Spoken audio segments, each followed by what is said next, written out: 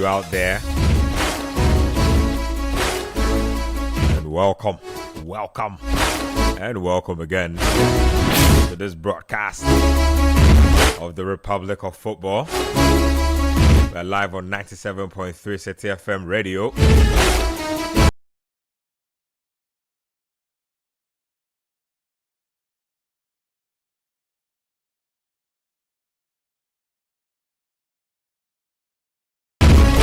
Live on YouTube at City Sports GH,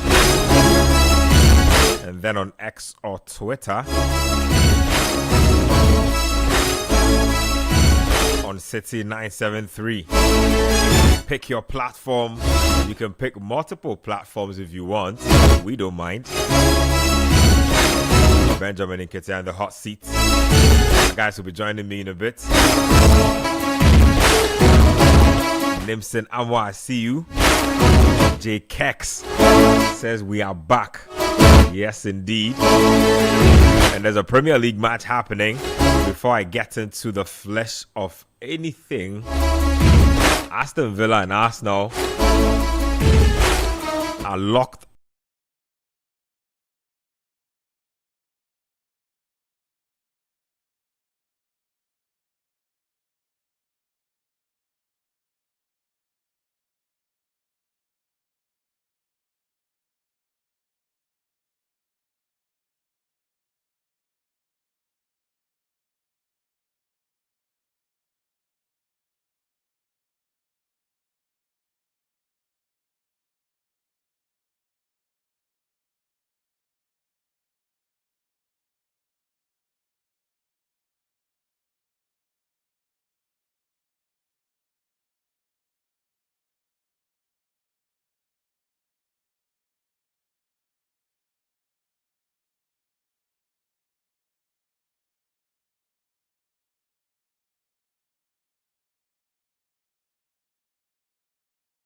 Well, the big piece of news, obviously, is that the World Cup draw has been concluded. Ghana has found out exactly how it's going to go down as far as the tournament is concerned.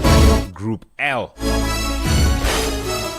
England, Croatia, Panama. Been very interesting listening to the debate yesterday on how Ghana will perform, what we will do, who deserves this and who deserves that.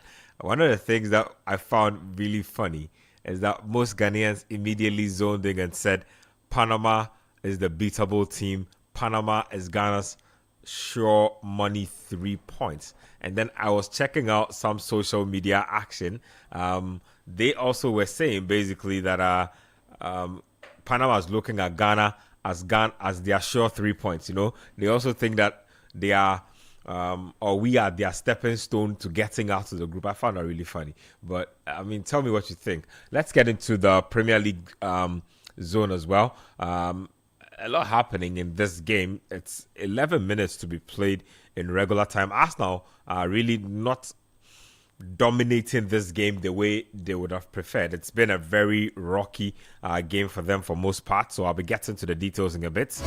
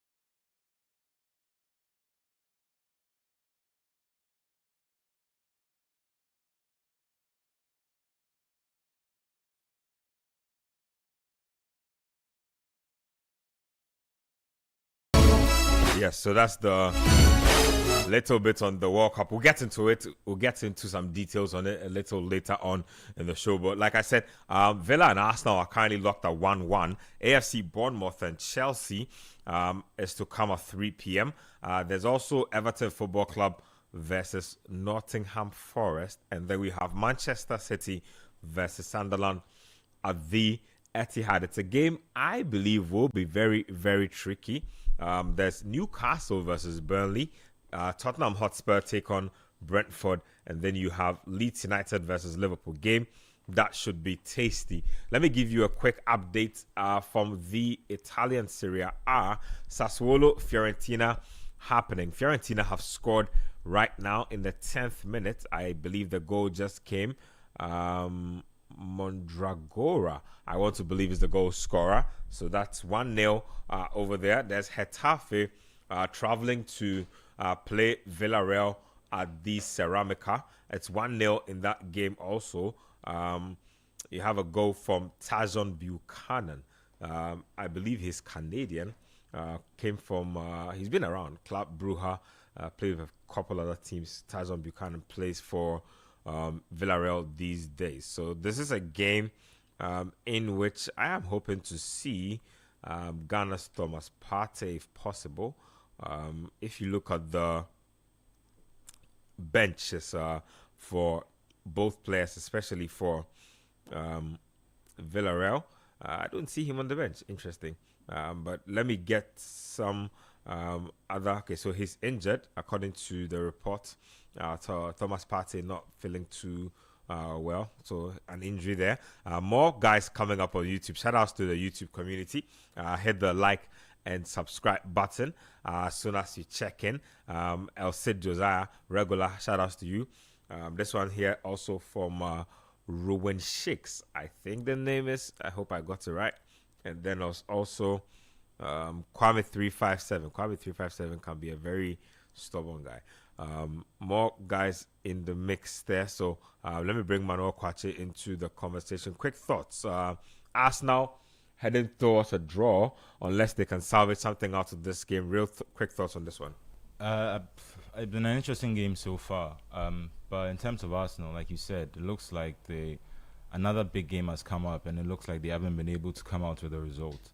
And I think it's starting to look like a pattern somehow. I think because they lost to Liverpool, they've drawn with Man City, they drew with Chelsea, and now they're about to draw with Aston Villa, while Aston Villa are third. Obviously, I think they have such a commanding lead at the top of the table now that they can afford to, in terms of a league sense, if they hold the people they are going to competing with for the league to a draw, that means at least the point advantage doesn't gain for them.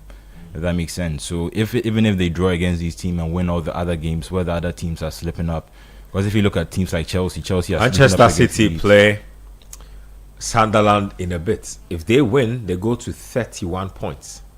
That's just 3 points under Arsenal. I don't know how that's the daylight. That is not daylight. Oh, it's not the problem with them, like I said, the people who keep chasing them keep slipping up. Well, they are slipping up right now. This is what slipping up looks like. Oh, am I lying? I mean, this is a tough game coming up against Unai Emery. In the league, because Emery has the history with Arsenal. I think he always takes the games against Arsenal a little personal. I think he feels he was never given enough time, because I feel if he had been given the time Arteta has been able to get right now since he's been at Arsenal, I feel like he would argue that he would have been able to bring success to where he's been, because the only spell of his that you would say wasn't as successful was probably PSG. And that's just because they expect to win the league every season, and they lost the league one season to a generational Monaco team with Kylian Mbappe and Bernardo Silva. So just in terms of that, I think he always takes the games against Arsenal a little more personal. I think it's also important to note that Arsenal without a substantial part of their main defense. So with the injury to Timber, Saliba and Mosquera, it's interesting to see how he's been able to balance it out. Obviously, that should not attack them going forward. But if you look from the start of the season, their biggest, for even a large point of the season, their biggest, not threat, but their biggest attribute was that they were not conceding goals. And now they seem to at least concede one a game. They conceded one against Spurs. They conceded against Brentford. And now they've conceded against us. I'm sorry, not against Brentford. But they've conceded against Aston Villa as well. So it's showing that, I don't know, because I don't know if it's the injuries or because he's had to shake up his defense, but it's not looking as solid as it looked at the start of the season. Arsenal not looking as solid as they would have wanted. Still a lot to play for. 5 minutes of regulation time left and then some. So we don't know how much time added on will be put into this, but still a lot of time to be played. So I'm sure somebody, I want a plot twist. Let's get some drama in this game. Let's see which way if the there's a drama plot swings. twist, I'm hoping Aston Villa can come away with an unlikely home win. Just like I said, just to make the league interesting, because I don't trust the chasing pack to be consistent. And if that happens, the only way you can keep Arsenal at arm's length is probably for them to start dropping points themselves, which looked unlikely at the start of the season. I mean, in the parts of the season where they were having that really good run.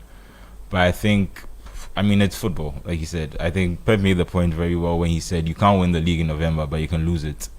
And looking at Arsenal, I think even though they have such a commanding lead, that also comes now with the expectation, with everybody saying that, they should. People are already saying that they should have walked the league already, that they've already won the league.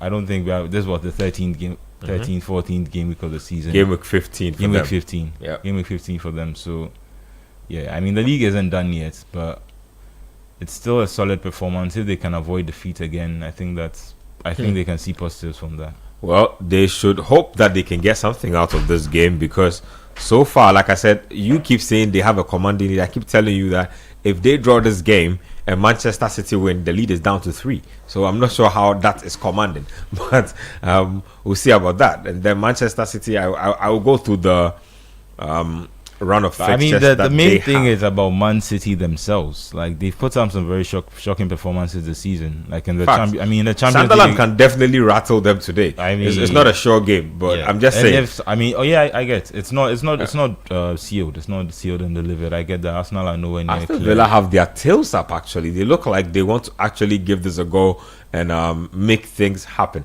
Anyway, let me introduce Shiny Brother 2, aka Jamita, into the conversation. Quick thoughts. Like I said, Arsenal look like they are stumbling again, unless they can salvage a win out of this. What looked like a big gap at some point early in the season has almost whittled down to nothing. I don't know. Do they have the temperament and manpower to ride out this period? Because they have a couple of guys out with injuries, and their backup that they spent a lot of money on, or a decent chunk of their money on, have been called to step up. So thoughts on that? Oh, well, I think it's down to a situation where you have to maintain your top level form, and that is very difficult to do. It's just a few teams that are able to maintain their top form throughout the entire season, entire campaign. At some point, you will drop points. And maybe this is Arsenal's period for them to not necessarily lose, but drop points, as in fall off by drawing some games. And we've seen teams in past years go through that experience. Liverpool under Jurgen Klopp, I think on 2 occasions, it happened where they were brilliant for the entire season, but just a few blips here and there ended up drawing some games here and there, and the next thing you know, they lose the league by a point. So this time around, it's likely to happen. Looking at how the teams have shuffled together, it's not a situation where we'll have what happened last season, where Liverpool were runaway leaders, even though they faltered close to the end of last season, but they had a significant gap because the rest of the chasing pack, they just weren't good enough. And so this time around, the chasing pack is good enough, because Aston Villa, after a very slow start, have picked up form very well. Man City, as inconsistent as they are and have been this season, they are still there. For some strange reason, they are still there. That's what I was saying. Look, and I always say that's the difference in standards. When we say Man City are struggling, they are some way, somehow, they are like 90 minutes away from 3 points within Arsenal. Yes. When Arsenal have been elite, they are still not out the window. Because that's what I'm saying. Yeah, and that's the thing. Like, brilliant points, context, and the standards. Man City have been good for a very long time, and so even if there's a sliver of So it's 4 minutes of time added on. We are into time added on. Even if there's a sliver of drop off, it's escalated. It's seen as a huge thing. But with Arsenal, yes, they came in from, I wouldn't say from, maybe from the bottom for their standards. They came from the bottom at the time when Arteta took over, and he's brought them this far. And so we tend to give them some bit of grace in that respect. And this time around, looking at how they built their team, the depth. Yeah.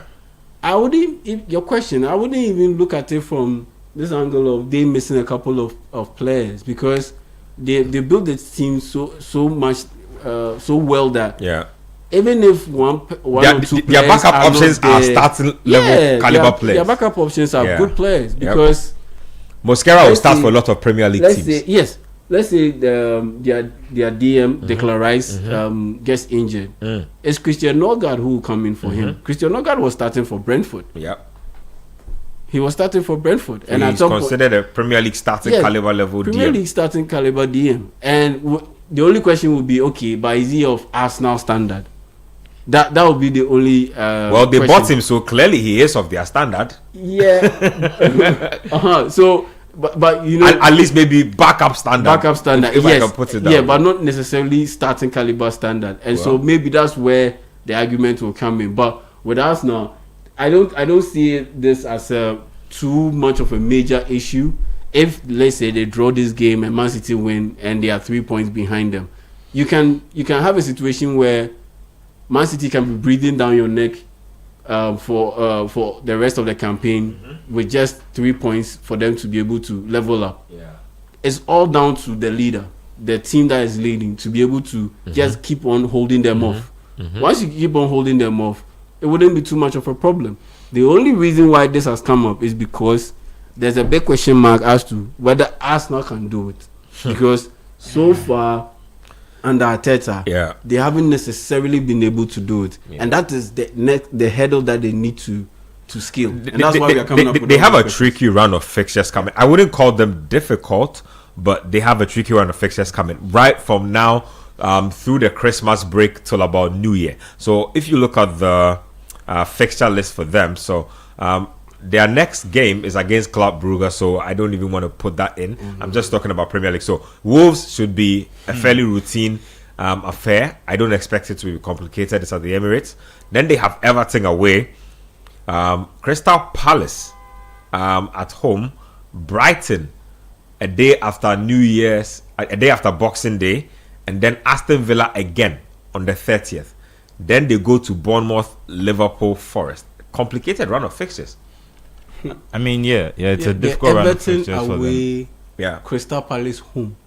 Then there's Brighton. I think they will take care of Brighton. I don't have any problem. And it's a home game. Arsenal and it's a home game for them as well. We'll beat Arsenal. I don't have any qualms about it. But it's the Everton away. Yes, and Crystal Palace home.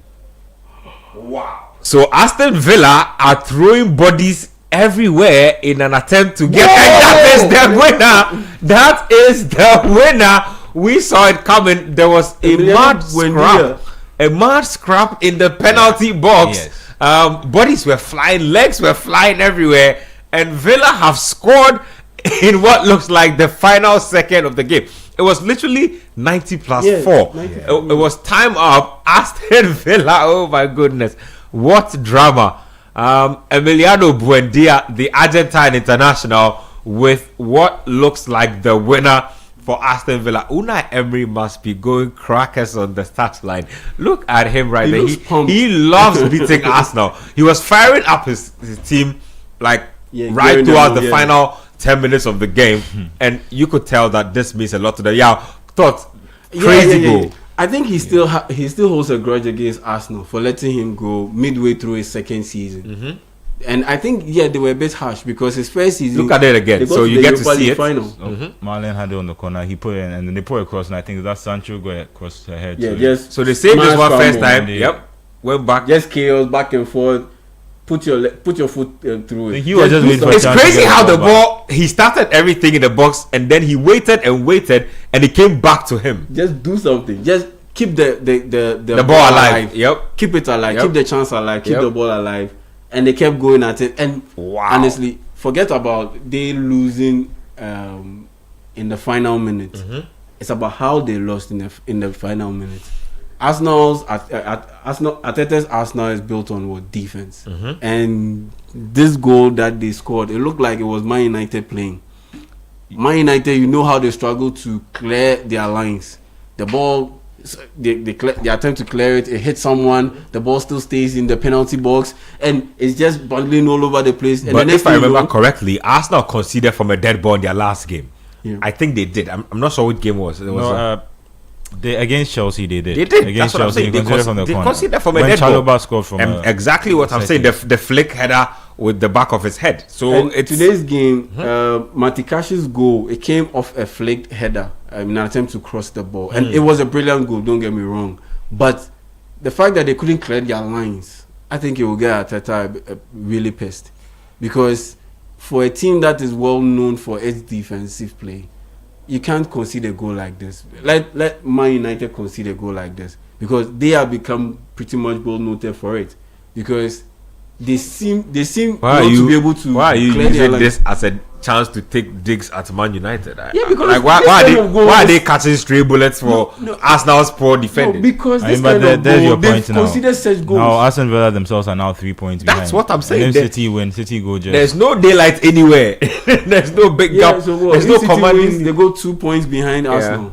Yeah, well, Sergeant it's just- Lee. Me, It's the thing, one of just those looking at the things. table, the Sergeant thing Lee that with the worried me comfortable is lead. if, like, realistically, if you're looking at the table now, it looks like Chelsea and Man City are probably going to be the title contenders. If you just look at the top 8, and the Aston form, Villa is and laughing at you, but they started the season very poorly, and people already started calling for Unai Emery's head. Some way, somehow, he's within 3 points of the champions. Look, I think that Monchi resigned. yeah, I think on a good day, in a good season, all things moving unpredictably, they can mount a title challenge. I'm just saying, if they don't have the distraction of mainstream Europe, are they in the yeah, competition? in the Europa League. Yes. So, which he'll probably win.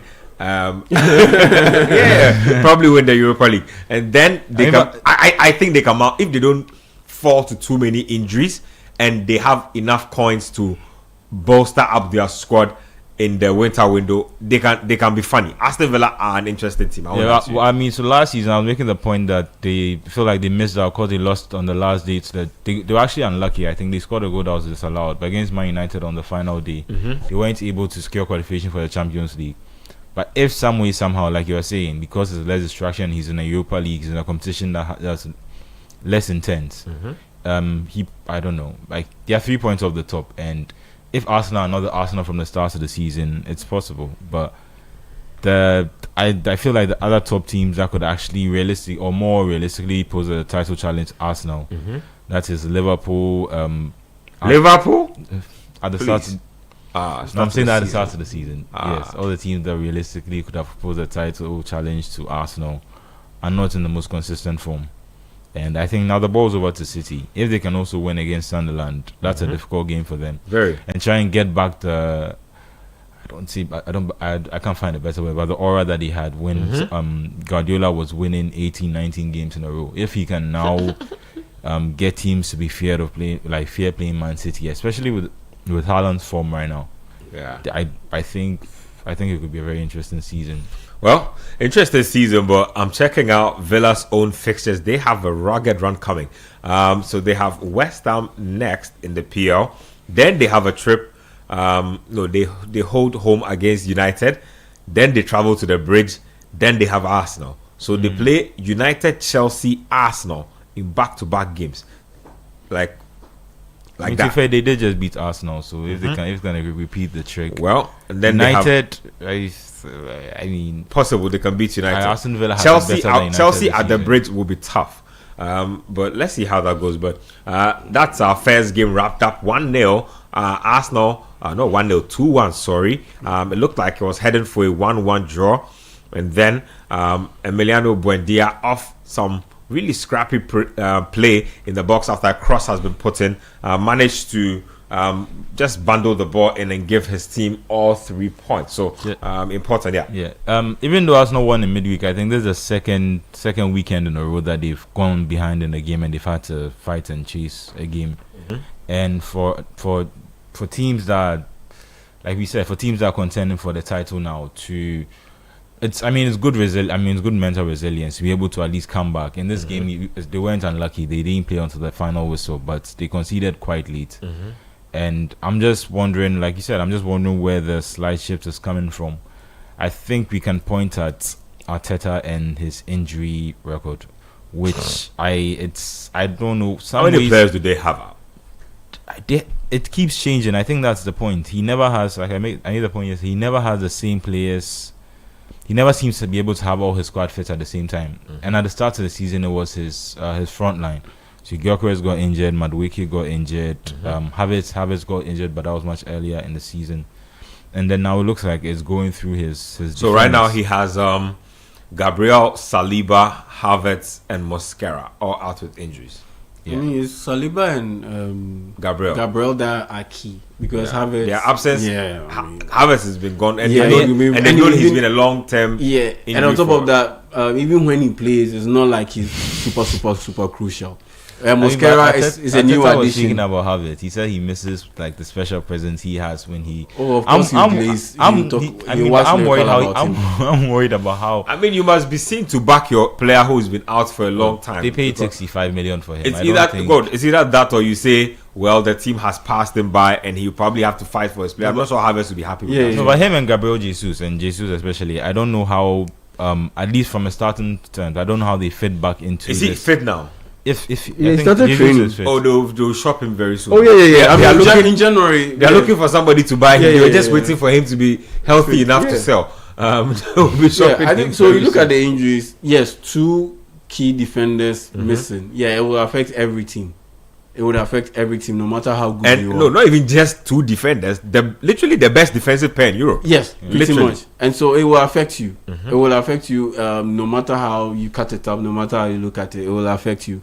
And so those are the 2 key guys that are missing through injuries that you can use as a defense in the slippage in terms of the form from Arteta's men. But Mosquera is new. Yes, he's been okay, but it's not like he's an important, super important piece like Gabriel Magalhaes and William Saliba. And for Havertz, he's pretty If I can ask, what about the form of Odegaard? Because unfortunately, he just came back from injury, that's so but you don't. He since I think 2 or 3 seasons ago where he's been really good. Yeah, I think he struggled a bit to hit that same level of form for Arsenal, and he's a captain. I don't know what impact that has on the team. Sometimes he's suffered a bit with injuries. I think this season he had one and then he recurred. He's had like 3 injuries already. Shoulder twice, then the ankle injury, So I think if Odegaard isn't performing, I don't think it will affect the team because if the captain has his influence on the team, that's true. No, I mean creatively at least, because I think Eze went off at halftime in this game. So once Eze isn't playing, it seems like they are now going back to being reliant on set pieces again, which is and they are not scoring as much from set pieces now. I don't know how much that accounts for. People are watching tape and they are developing defensive schemes. We saw that last week with Chelsea. The way Chelsea played or defended the corner kicks, they will spread it out and have a situation where Arsenal cannot bunch a lot of players into the penalty box. And in that sense, once you space it out and there aren't enough numbers in the penalty box, your chances of winning the ball and scoring from those situations, they dwindle. And so teams are watching tape and developing their own forms or ways of dealing with the Arsenal threat from set pieces. So that has also been neutralized to an extent. Then you've lost your defenders, your key defenders also.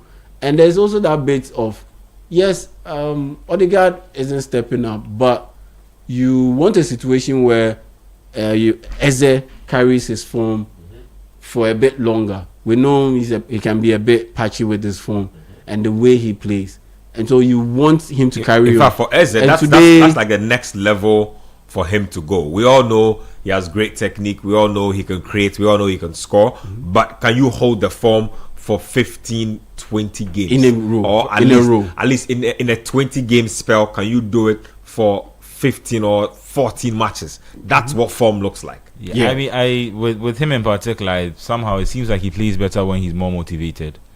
So maybe in Palace's is it? I don't know if that necessarily big games. I mean, big games. Motivation. No, it shouldn't be about big games this time around. Well, it should be about the World Cup and the competition for places in his position. Because that should be the biggest motivation. Look, yes, and I think you see that with Foden and Bellingham. And there's the club form. Then there's the club bits that you need to win laurels, help your team win laurels. But trust me, every player whose nation has qualified to the World Cup and is in a keen battle to make it to the squad, the way this England team has been set up, that is the biggest motivation. We've seen Phil Foden over the past 2 weeks. Yeah, we've seen how he's playing. He's clearly seen the picture.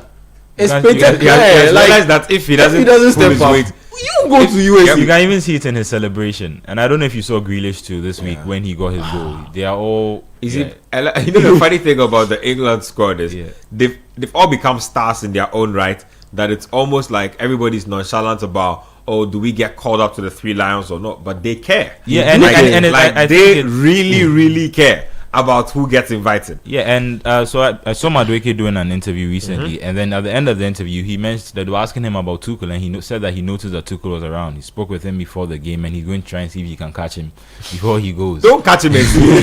Don't go and see if you can catch him. And Tuchel too has been traveling around to see a lot of the players, and I think they all, in that way, they all feel like they have a chance of getting into the squad. And you know, the irony of that whole situation is one big player will get cut. At least one or two big players. Like there'll be two shockers or one shocker. Yeah, in midfield there will be two shockers. In defense there will be one shocker. Yes, that defense there will be one shocker, especially the central defense. There will be one shocker because Ezri Konsa might no go, John Stones might no go. One of those guys might not go because Maguire. Konsa won't be a shocker to me. He's not really a star. He's a consistent feature. But he's a consistent, exactly. And for England too, and for a guy like Maguire, he might also not go, and you might end up seeing Dan Ben go. You might end up seeing Dan Ben go. But you might end up not seeing John Stones in the squad or Ezri Konsa in the squad. I think he'll probably call Joshua Champong too if he's looking at his options. Fantastic. I think he should. I think that spot has already been taken by Jarrell Konsa, like a young up and coming defender. Then Tommy Tactics is not serious. Oh, but he called Jarrell Konsa. He's been giving some plenty fans. The guy is not good. Oh, but we saw him against he's decent. Leverkusen's game against Man City in the Champions League. You can have good. I mean, he's patchy. He's like 2 good games, 1 average game. I definitely like. Look, I think Kwanzaa is like a versatile piece. I like Achampong's qualities more for a centre back. Strong, tall, athletic, can progress, can pass. I don't know, man. I just like him better. Anyway. He's strong. This is strong. Yeah, very tall, very athletic guy. He's not strong. I mean, that's what he needs to work on. 19 years. Yeah, he has structure. He's gangly. He needs to fill up. He has structure. So he needs to fill up his body. That's the next thing for him. Aside, maintaining that top level form, but physically, he needs to fill out. He needs to fill out his body because it's easy to brush him off. We've seen him play for Chelsea. It's easy to brush him off, and you are going to play. England is in the same group with Croatia and Ghana. Croatia, you know how physical they are. They bring that physicality. Ghana, up front, I don't think we have that physical. But in terms of speed, yes, we have it. In terms of speed, yes, we have it. And yes, they like contact. Jordan Ayew will get into you body wise. Antoine Semenyo, loves that physical scrap. Iñaki Williams, the same. And so, in that sense, if you are quite light in the upper body part, you might end up getting brushed off and losing some one-on-one duels. So, that's what he needs to step up. But I think that young up-and-coming defender spot, I think Jarrell Konsa has it now. A long time to go. Anyway, let's talk about the next game, which is between Manchester City and Sunderland. Big game, that is. Sunderland have made sure that their games have become much must watch this season. And ironically, they played a lot of big matches. For match week 15, they've played quite a number of big games with a number of the big teams already. So I'm sure this is nothing new to them. Lebris, who's their head coach, said something funny after the Liverpool game. He says that he was surprised by how much Liverpool allowed them to play and establish themselves. Like, he was very surprised. Anyway, funny. Getafe are down 2-0 to Villarreal. So there's that as well. But when we get into the Manchester City versus Sunderland lineups, let me get into it right now. Starting lineups are out. So Manchester City have Donnarumma in post, Matheus Nunes in that right back slot that he's been getting slotted at recently. Ruben Diaz, Vardiol, and Nico O'Reilly. They have Gonzalez, Bernardo Silva, Foden, Cherki, and Doku, and Erling Haaland, who's already cracked 100 goals in the 100 goals in the PL. Yeah, 100 Premier League goals in 111 games. Crazy. So yeah, Erling Haaland is doing things. I depends on how long he stays at City, but if he does, I think he'd definitely break in Shearer's record. Oh, he will. Anyway, unless he decides to go to Real Madrid, which I think will probably happen. But why not Barca? Why would he go and play with Mbappe? So him, Mbappe, Vinicius in the same team. Vinicius. I mean, once they jettison Vinicius, there's a spot in there. And I think Mbappe will really love it because he loves playing. Mbappe wants to be there for the long haul. And they trying to get Vini to sign a new contract. He's but the he one wouldn't who's sign because of his issues with Xabi all Alonso and the money. I'm not saying this or that. I'm just saying that in football, things can happen very quickly. Oh yes, Yeah. like before you know something's happening. But per what we've seen so far, on and off the pitch, on camera, off camera, it looks like Vinicius Junior is on his way out. I don't know who's going to pay him that kind of money. First of all, unless you're going to Saudi Arabia. That's the point I was about to say. Unless he's going to Saudi Arabia, I don't know who can either afford the wages he's looking for and you see his and on top of that, he's falling out with a coach. And his brand is not Ronaldo or Messi. He will disappear quickly if he goes to Saudi Arabia. So he should beware.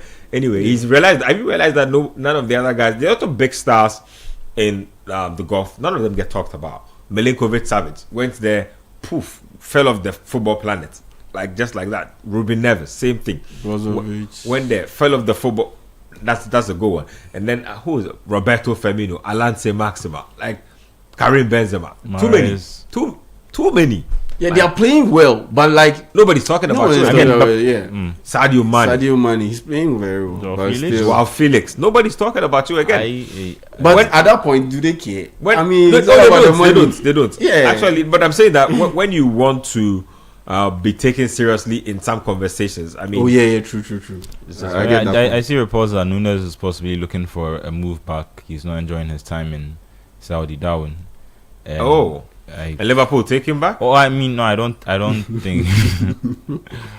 I don't think Liverpool. I think Benfica. Seeing that could work. I think if he moves back to, let's say, Europe, mainstream Europe, he would either go to Portugal or go to a Spanish. And João Felix was talking about a Spanish club. João Felix was talking about how he always wanted to go back to Benfica, but an offer. Well, are you talking about Darwin Núñez? Darwin Núñez.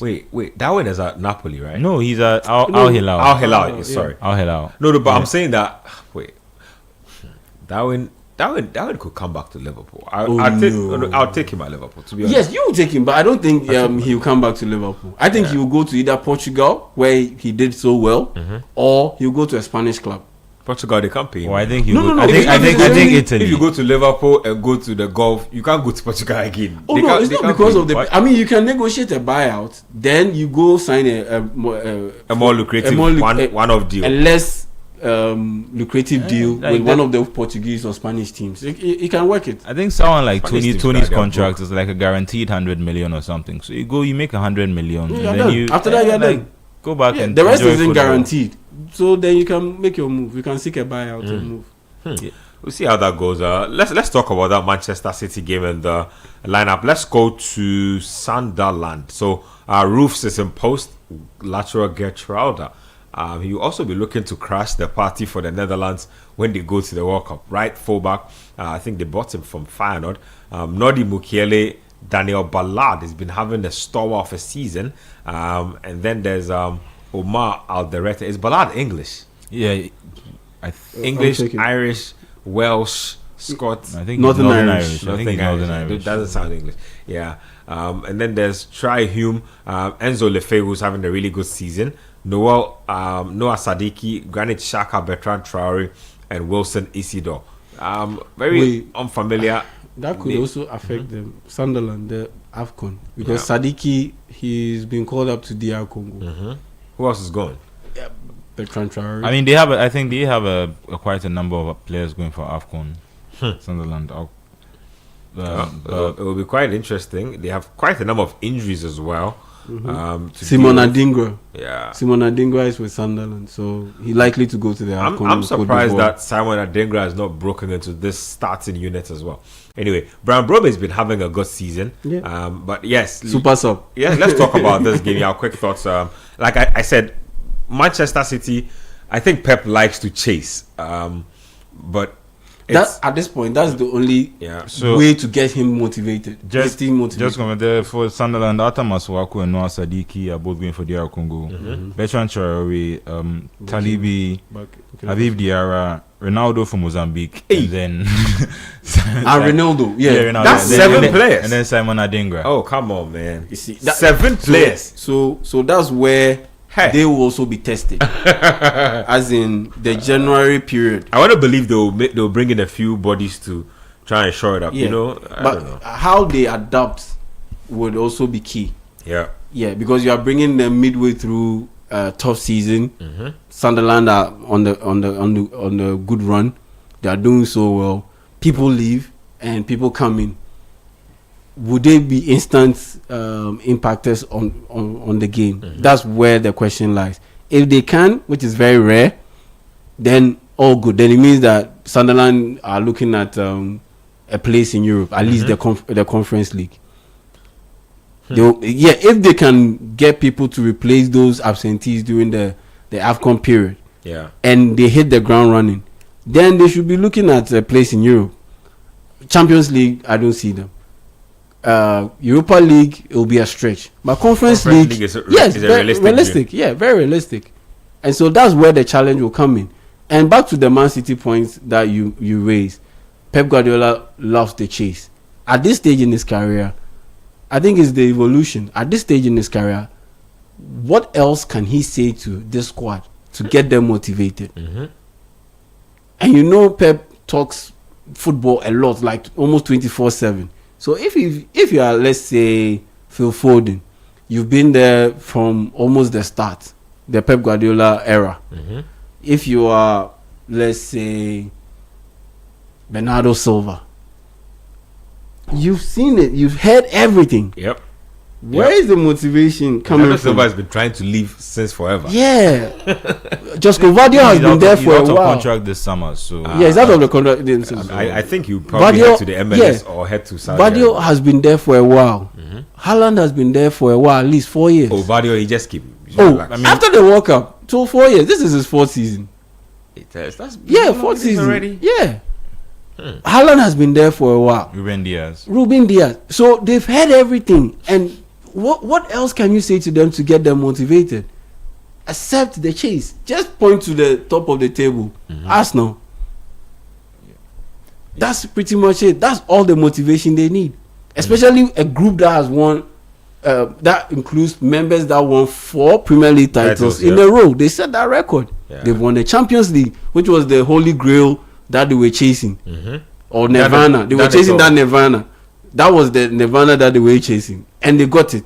So getting them to be motivated like they were before, it will always be a challenge. And now you've given them the keys. Because of their inconsistent form, they will be motivated, because even in the face of their inconsistency, they are still second, and they know that yes, Arsenal is ahead of them, and looking at the rivalry between those two, that brings about the motivation. And Manchester City midfielder Rodri and the group have talked trash about Arsenal's mentality for a while. In the past, for a while, talking about how stay humble. Arsenal are not mentally strong enough to push through a barrier when they really need to. Talk to them about how they were celebrating a draw when they would have been pushing to get a win if it was them. So Erling Haaland's interaction with Mikel Arteta, stay humble, all of those things. So yeah, that's where the motivation will come from. A lot going on. Talks on the lineup. I just to touch on Yao's point very quickly. Guardiola too has been speaking a lot about this. Like this part in particular is not unfamiliar to them. So they have been in title chases before, not title chases, but they've been in times where they get to December and maybe they are 4 or 5 points behind in the table, and they now have to go on a run of games to win it. So the most important thing for City at least is just staying in touch, just making sure that, like I said, they make sure that Arsenal do not they give Arsenal the chance to make a mistake. And like we've seen today, Arsenal are not always, they are not the sure thing that we how to call it, they sometimes appear to be.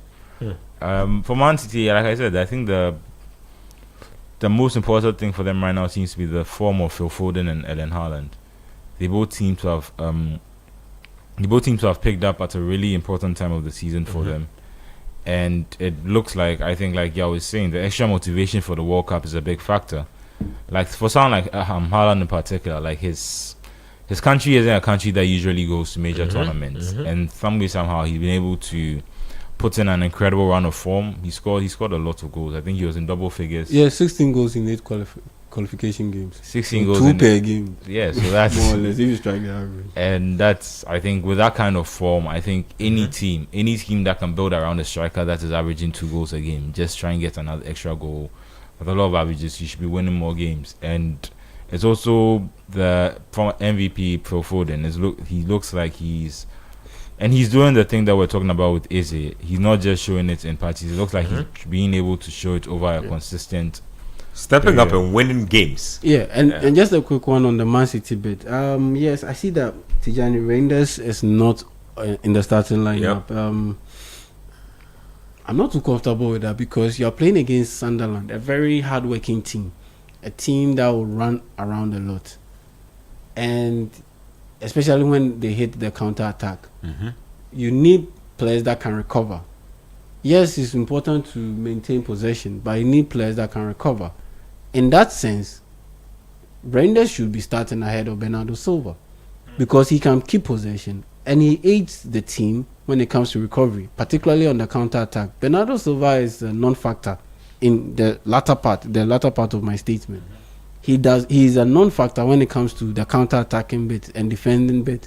And so I'm a bit puzzled why Pep wouldn't start him alongside Nico Gonzalez in that midfield. I mean, you have enough creative players, Phil Foden, Ryan Sheki and Jeremy Doku playing behind Erling Haaland. That should be more than quality providers of service to Erling Haaland.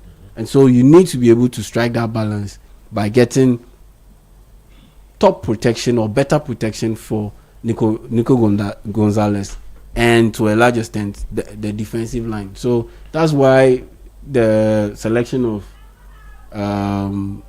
Bernardo Silva in the starting lineup for me is a bit puzzling. It's a bit puzzling for me. Well, we'll talk about them in a bit, but talk to me about Sunderland then. Who's impressed you the most in that mix? We've spoken about their contingent heading to the AFCON. Lebris, I think, has been phenomenal for them. But on top of players, for me, it's the midfield. The two central midfielders, Sadiki and Jordan Henderson. Top 5, they've covered the most distance in the Premier League. You mean Xhaka or Henderson? Oh, Xhaka. Granit Xhaka. Yeah. Granit Xhaka. They've covered the most distance in the Premier League. They are top 5 in that ranking. A couple of weeks ago, they were number 1, and those two stand out for me. Those two guys stand out for me. I'll pick them as my pick. I'll pick them as the best players or the players that have impressed me the most when it comes to AFC Sunderland. I think those guys stand out for me. Yeah, the central midfielders. Sunderland doing their thing so far. Got relegated a few seasons ago, came back with a bang, and look like they've learned their lessons. If you go down, just on Sunderland, I think it's really key for them because they when they got into League One, they were stuck there for a bit. Yeah. And there was this funny incident where they got promoted to the Championship, and they were traveling to play a game away, and their fans were following them, and Newcastle fans were traveling in the opposite direction to a Premier League game. And you know that bad blood between Sunderland and Newcastle, and their paths crossed, and so Sunderland were heading to a Championship match, and Newcastle were heading towards a Premier League match. And yes, they exchanged a few words and all, and they were just mocking. The Newcastle fans were mocking the Sunderland fans that yes, we are going to a Premier League game. You guys are going to a championship venue.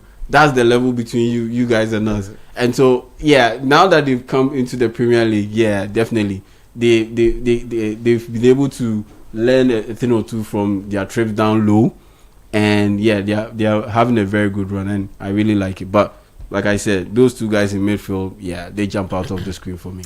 Let's go to Chelsea.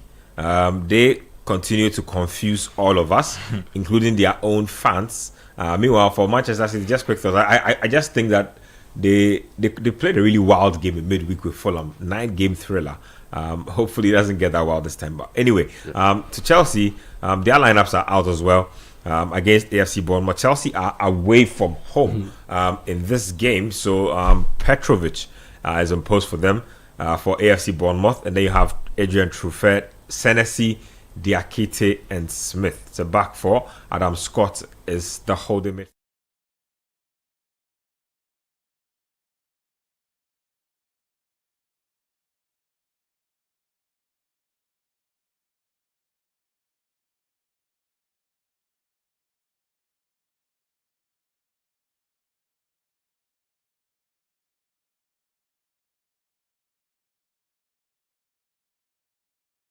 So Palmer and Neto and Dilap will lead the line. So very interesting lineup there by Monsieur Maresca. Let me start with you, Kwache. Thoughts on that Chelsea lineup, and then also touch on the AFC Bournemouth lineup. For Chelsea, I think the most interesting thing to note would be the return of Cole Palmer. Maresca was talking earlier that he thinks maybe there's a way he can play Palmer and Estevao, but so far it looks like he's not been willing to take that risk, and I kind of get it just to maintain the balance. I think he really likes the physicality which James brings into midfield, and it gives him a different option. But with Caicedo out, I think that having James in there can almost sort of balance it out for them. I haven't been too impressed with some of the other signings. I think the lap has been at best. I saw Chelsea fans. He's at par. No, Chelsea fans completely went in on him. They were like, "Wait, this guy is no upgrade on Jackson. Like we bought him to upgrade." And that's the thing with this whole Chelsea project. We bought him to upgrade on Jackson, but they bought, but they are not necessarily moving the needle. Like differentiated goods. But I also feel like it's early days yet. The lap has been in and out of the team. He's not really gotten an opportunity to build rhythm and momentum over time. No, but like you're either two things. You're either like maybe a striker, like I don't use Jackson, I don't tell you, maybe like Firmino, where you are more involved in play and that can take away from your finishing. Or you are probably like a Haaland, and I don't do anything. I'm a deadly striker. I should finish these chances. And if you're unable to be involved in play, and when you get the chance, you're unable to score. It's almost like, why are you playing as a striker? That makes sense. And I mean, it's just early days. I think, or you consider yourself like a ZXZ 9.5. Anybody who calls themselves that is a fraud. Like, I'm not like, even playing. Yeah, I'm not necessarily noted for my goal scoring. I'm noted for more of my playmaking. So, but I score goals. No. So I'm traveling between the two. So I'm not a 9, I'm not a 10, but I'm 9.5. I'll confirm this, but I think Zex's goal against Crystal Palace was first going about a year. That was even a shocker of a goal, because I wonder how that ball went in at the near post. You know, when Dean Henderson, I think he went past him before he has all the characteristics of a striker who will be a fraud. Like he scored on his debut. He scored on his debut as well. Like you always need to be aware of strikers who score on their debuts. Like flatter to deceive. tell all of us that you're going to be this big shot striker who comes in clutch for his team, and then when the going really gets tougher, we need you. I know where to be found. Anyway, but just on Chelsea, I think it's good to have Palmer. Like Yao said, I don't get the changes for that, but it's like the same good. So they'll bring in Gittings and Garnacho have had about the same amount of impact. You're not moving the needle. Garnacho and Gittins.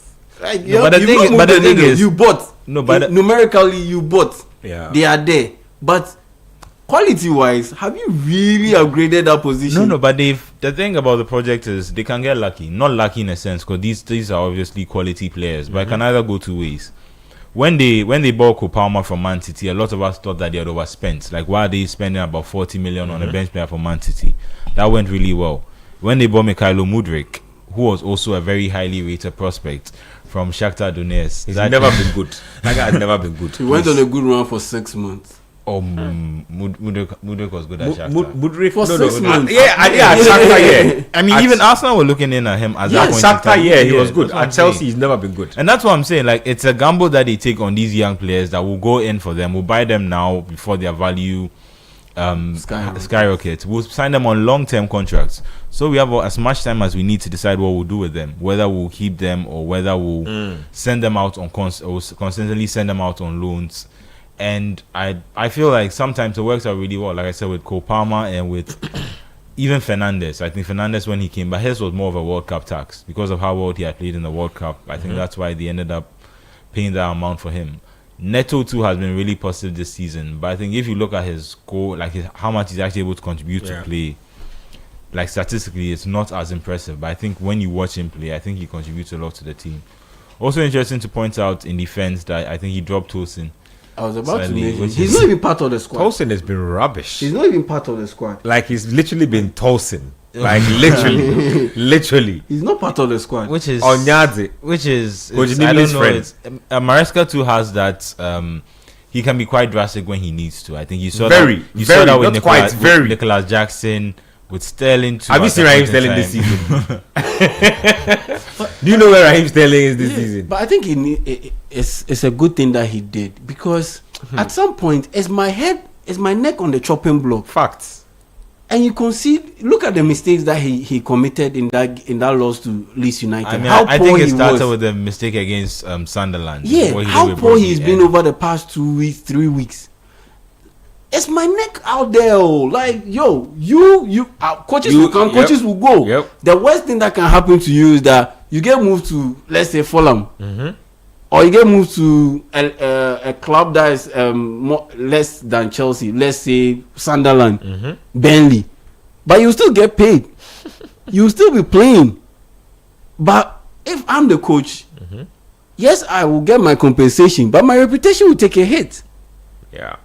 So if I'm accommodating you keep on making mistakes. At some point, I have to act. And I think I side with Enzo Maresca on this one. Drop him.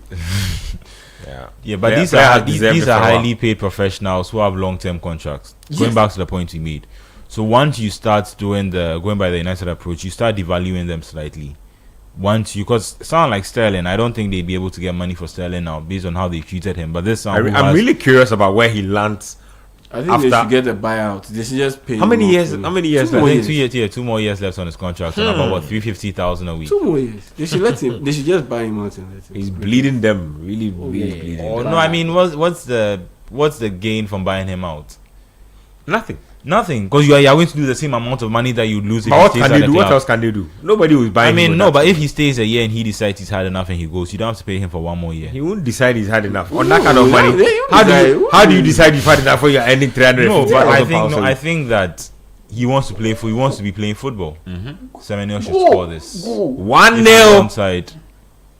No, I don't think he's offside. No, I think if he's onside, then Antoine Semenyo has put AFC Bournemouth up 1-0. What happened? Semenyo again and again and again. Chelsea are down by a goal to nil. Ghana's Antoine said, "Oh, look at that! Look at him dapping up his guy after that goal." I thought Evan Nilsson should have hit this first time, to be fair. Yes. Evan Nilsson has been very disappointing. Look at that first touch. He's been very disappointing since he came to AFC Bournemouth. You watched the first touch from Evan Nilsson. He killed the chance. He killed all the chance. Look. So poor. He nearly injured himself even with his first touch. Look at it again. Look, what a touch! It almost took the ball away from him about 10 yards. It almost got him injured. When your first touch can get you injured, you know that you are in trouble. Anyway, it's 1-0. Antoine Semenyo pouncing on a loose ball in the box and smashing it in with his left foot. I think they're checking the offside because Van Nilsson looked they didn't stop to when the pass was played, but he looked like he had gone just a bit, but he could have, I don't. Anyway, I think he's off because the fullback. Come on, ref. Come on. The shoulder though. It's. But again, why aren't they just using a semi-automated technology? I'm surprised. Premier League. Yeah. I don't know. They can make some decisions. It looks like we have a goal at the Hill Dickinson Stadium. Everton has scored against Nottingham Forest. It's 1-0. It's an own goal, I believe, from Milinkovic in that one. So 1-0. As we wait for the decision on this one, your thoughts on that one? Everton lead by a goal to nil. Oh yes, they are quite a solid team at home, and it's away form that has been a little bit inconsistent. And looking at the fact that they beat United, and then they lost surprisingly to Newcastle. Then they won subsequently after that, and so they will definitely. So that goal has been chopped off.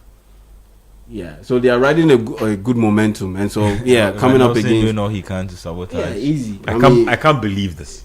I expect them to win this particular game. So it's goalless in the Chelsea game. That Semenyo goal has been chalked off for an offside. Who was offside? Evan Nelson. Yeah. Ah man, after poor first start. Anyway. Yeah. So I'm not surprised they've taken the lead against Nottingham Forest, who are gradually getting their wits about them, but they are not there enough to be able to, or they are not there yet to be able to go to the Hill Dickinson Stadium and be able to grab a win over Everton. Yes, Newcastle went there and did it, but Newcastle, I think they should be doing better than in terms of their record. They should be better than their performance, or should match their performance, considering how good or how well they play in games. They are very competitive. Every game that they play, they are very competitive, but the results are very divergent. They're away from home, terrible. Home, excellent. And that's why I say, when you look at their performance, and it doesn't necessarily correspond with their record, and they should have been a little bit higher up the standings than they are right now. And so they're moving to the Hill Dickinson Stadium and beating Everton. It was a bit of a surprise, but it's not something that was totally outlandish. And when I look at Nottingham Forest, they don't fall in the Newcastle category or caliber. And so I'm not surprised that Everton have taken a lead, and I expect them to win. Quite your thoughts on that one? On Everton have gradually with this, if they're able to hold on to the somebody is showing off in that Manchester City game. Who is this? Ryan Cherokee. Oh my goodness! Really good. Yeah. I hope we could see that again. His technical ability has never been 316 and shimmying all over the place. Yeah. If Everton are able to hold on to the win, I think they go up to sit in the table, at least based on the way things stand right now. And so gradually, I think with the top three almost separating themselves, we have the rest of the teams in a very mid-table. Like a lot of mid-table teams are within a shout of like the European spots, which is quite interesting. I think Palace are fifth right now. Sunderland would be fourth, and just a lot of unexpected newcomers in the challenging for Europe this season if they can maintain it.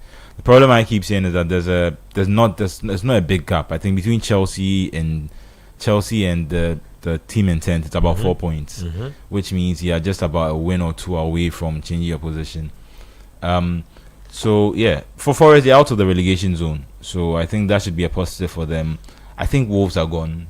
Wolves are by this point they are definitely gone. I think I saw their next 5 fixtures. They play Man United twice, Arsenal, Brentford, and Liverpool. Dead and buried. And with only 2 points, I wonder how dispiriting it would be for Rob Edwards to now come into this team and it seems like he's been unable to have any impact whatsoever on their form. So with them gone, I think West Ham are back in the relegation zone, but it means that Burnley and the other teams are not performing too well. So I think Forest can still have it, like Joe was saying, even though they haven't hit full stride yet, they have a bit of a buffer. They can still take about go a bit before they get results. Only problem is, unlike any other team in the bottom half, the relegation zones, they are going to be playing midweek games.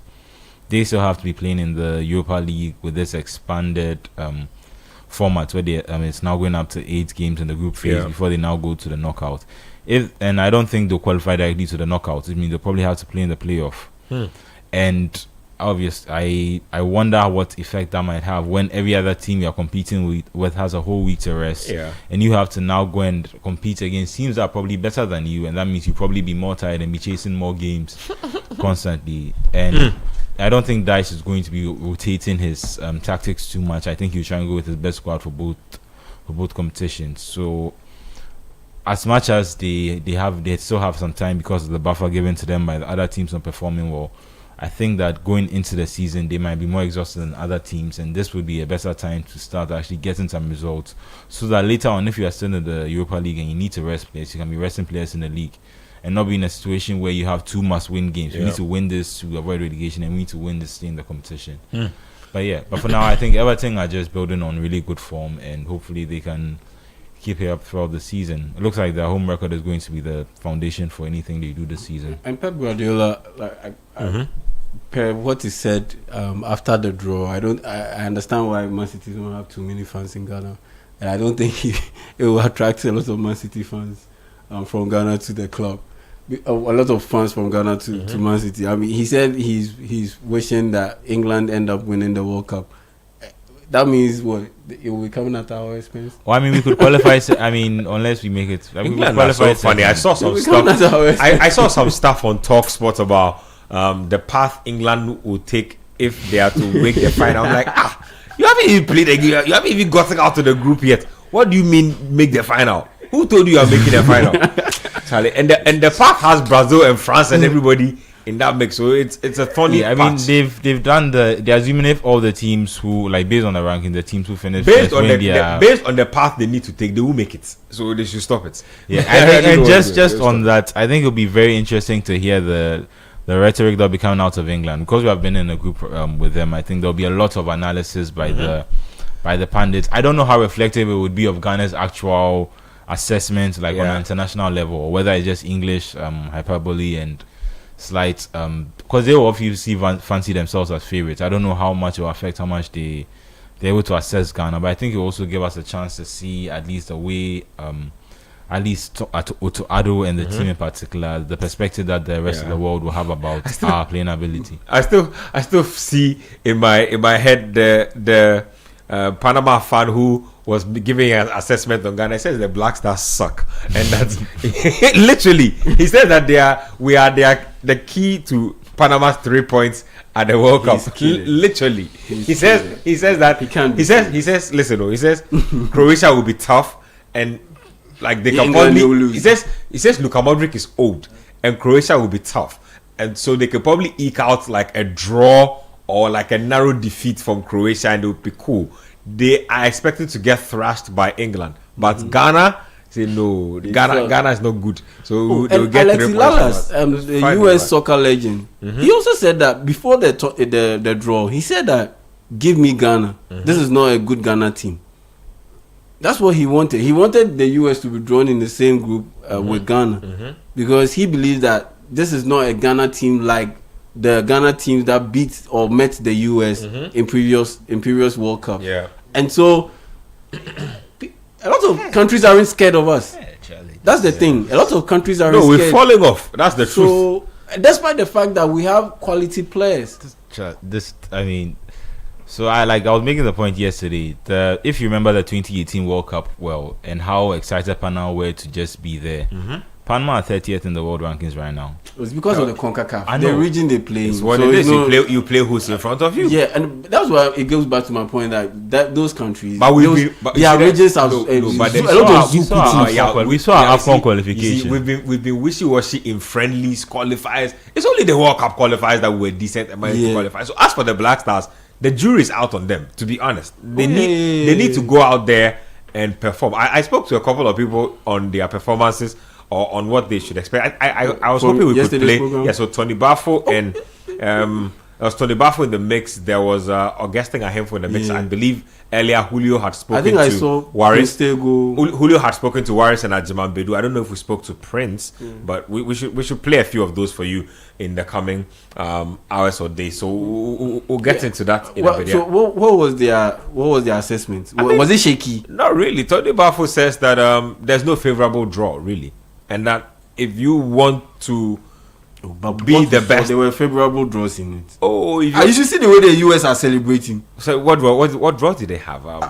They got Paraguay. Let me refresh my page. They got Paraguay. Well, either which ways, I don't think there's going to be any easy match in this game. In this World Cup, look, they are going to be very. There will be a few 7-0s, 9-0s. No, a few of them.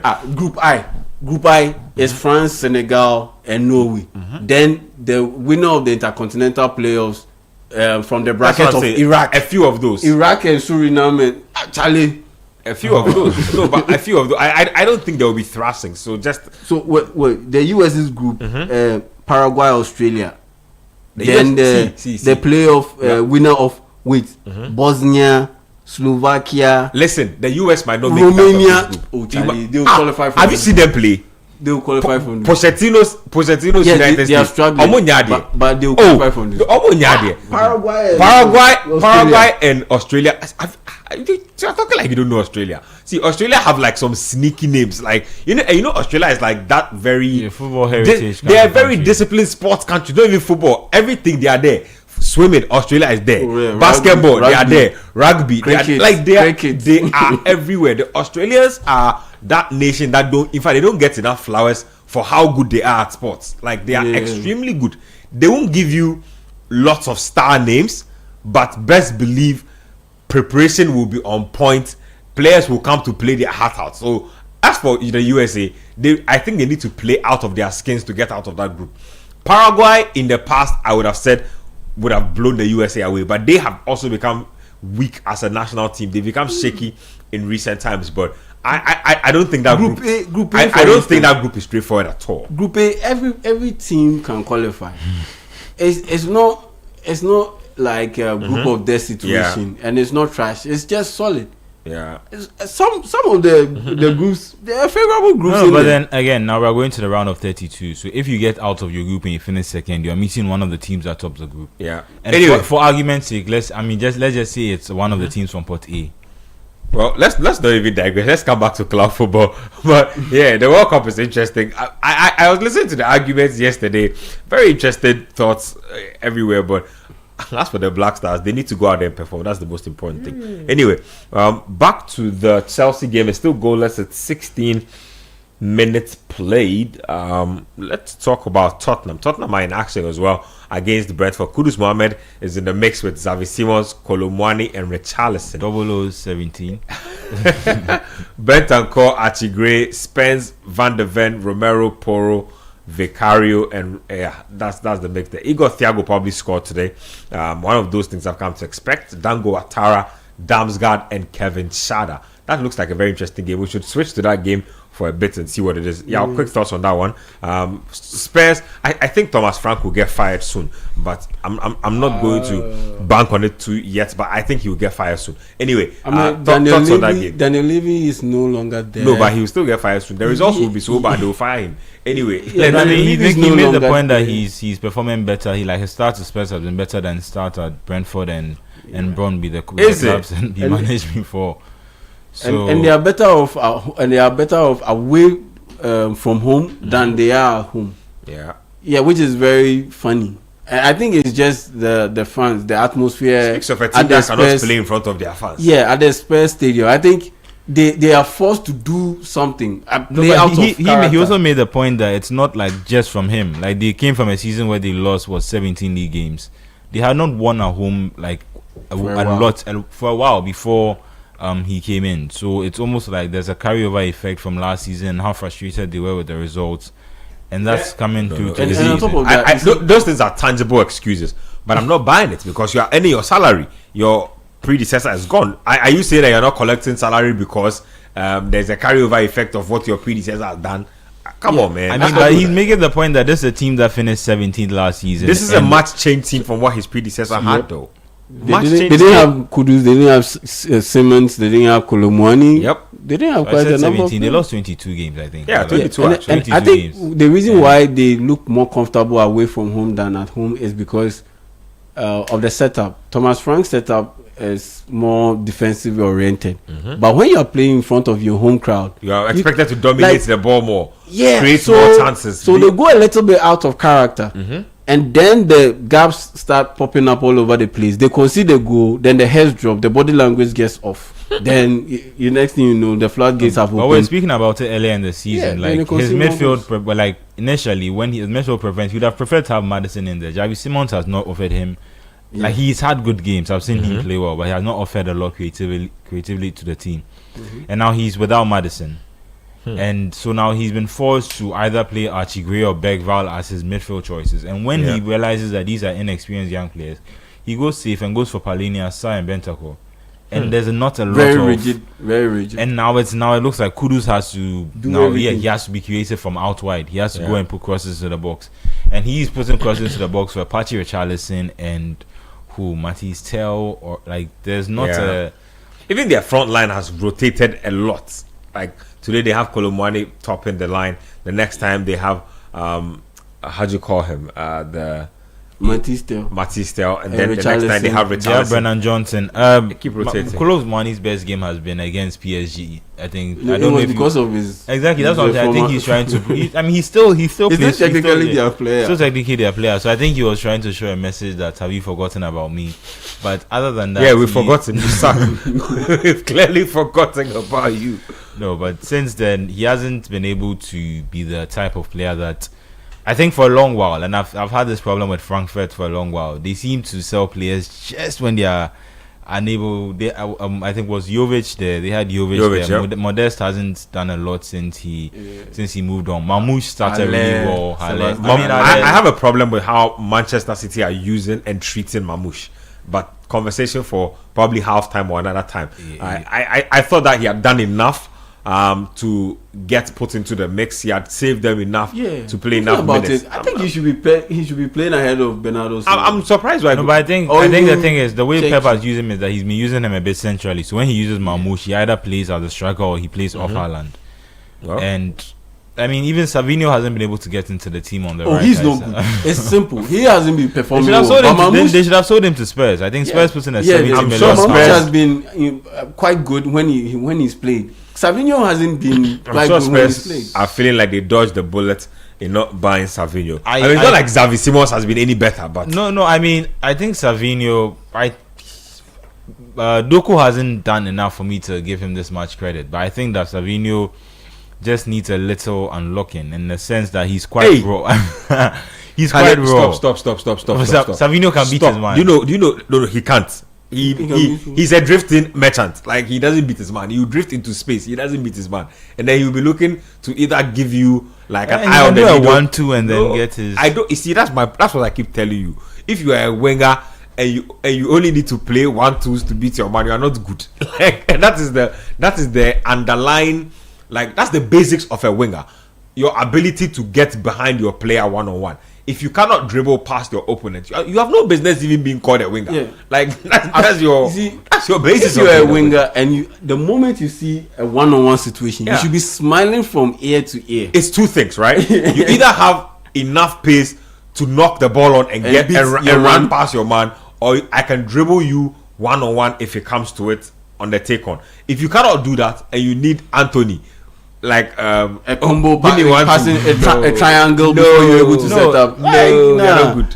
And that's been Savinho since he came. No, but to then the with that type of winger, I think you work really well with the fullback. So when you drift inside, then you have an overlapping fullback, and then you can either give a 1-2 to the person and and you get the ball back, or then you give it out to the fullback. Quick touch and go. So it's just about cool how well you. it's cool as an option to have. Yes. But if you want Primarily- to use it as your two, like your primary two, no, you can't do that. As for that, you can't do that. Like, you need to be able to dribble. Like, that's why modern day wingers don't really exist these days in practice. Like, in theory, a lot of guys are called wingers, but a lot of them are really inside forwards, if you think about it, or forwards generally, inside forwards or false nines. Yeah, I think you can see even with Spurs, when they play Brennan Johnson and Kudus, those are clearly two different types of wingers who offer you two different things entirely when you are going forward. Yeah. But just like in Brennan Johnson's case, what is Kudus even? Kudus is a creative player. He's an attacking midfielder. He's an attacking midfielder. That's who he is. I guess he's an attacking midfielder. I mean, Kopama can also drift and play as an inverted winger. We saw that in the FIFA. The Club World Cup. Classify Kudus in my mind for a while. Like, we saw him at the FIFA Club World Cup in that game against PSG. We saw how brilliant he was playing out from the right side. Yeah. But his best position is centrally, because he's so good technically that he doesn't need too much space for him to be able to excel. Kudus? You don't see any similarities with the way Kudus plays and Madueke, for instance. No, they are different. Madueke is an out-and-out winger, like a flying winger. Yeah. Kudus is a technical left wing, CAM, right wing, through and through. False nine, a little. He can do everything. I feel like since Kudus has been to the Premier League at least, that's the way in which he's been utilized more. Yeah, because he's gone into teams where they already have established guys who are running through the middle. So he goes to West Ham. It was Paqueta. Then he comes to Tottenham Hotspur. Yeah. There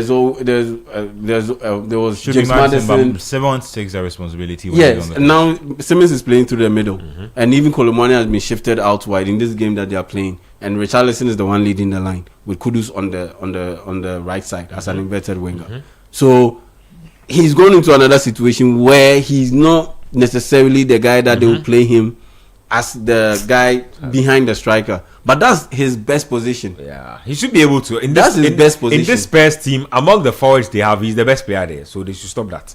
I don't know what's going on with them. Kolomani and Richarlison and Xavi Simons, they're not better. None of them is better than, not a single one of them. So they should use him properly. They should take the shackles off him so he can actually play his football. I don't like how Thomas Frank has been using him. I've said this a number of times. I don't know. They are burdening the boy with too many. And sometimes he's too isolated. Tactical instructions. Sometimes he's too isolated on that right side. And you can tell that they've told him not to dribble a lot when he gets the ball. Well, no, he says like with Thomas Frank, he's been given freedom. But like once you beat your man and there's not a lot of options available, what do you do? But funny thing is, they've given him freedom to do pretty much whatever he wants with the ball. But when they don't have the ball, there's a lot that is demanded of him for him to be running back, tracking back, and all those things. So yes, we're giving him a bit of freedom, and that's why I say his best position is through the middle, because you can't be a winger and not track back, especially when you are playing with Pedro Porro. We have a goal in that game, that Spurs versus Brentford game. Richarlison has scored for Spurs, so it's 1-0. Let's see if we can switch to that game here, so we can try and see if we can watch the goal sequence there. But 1-0 is that score. Richarlison getting in. Richarlison is. I hope there's no flag for offside or when VAR reviews it, because it has become a nightmare. He scores goals and all of a sudden it's reviewed and it's chopped off. He's such a frustrating striker to be like. It looks like Xavi Simons got an assist. Hey, that's wow. I need to see that again.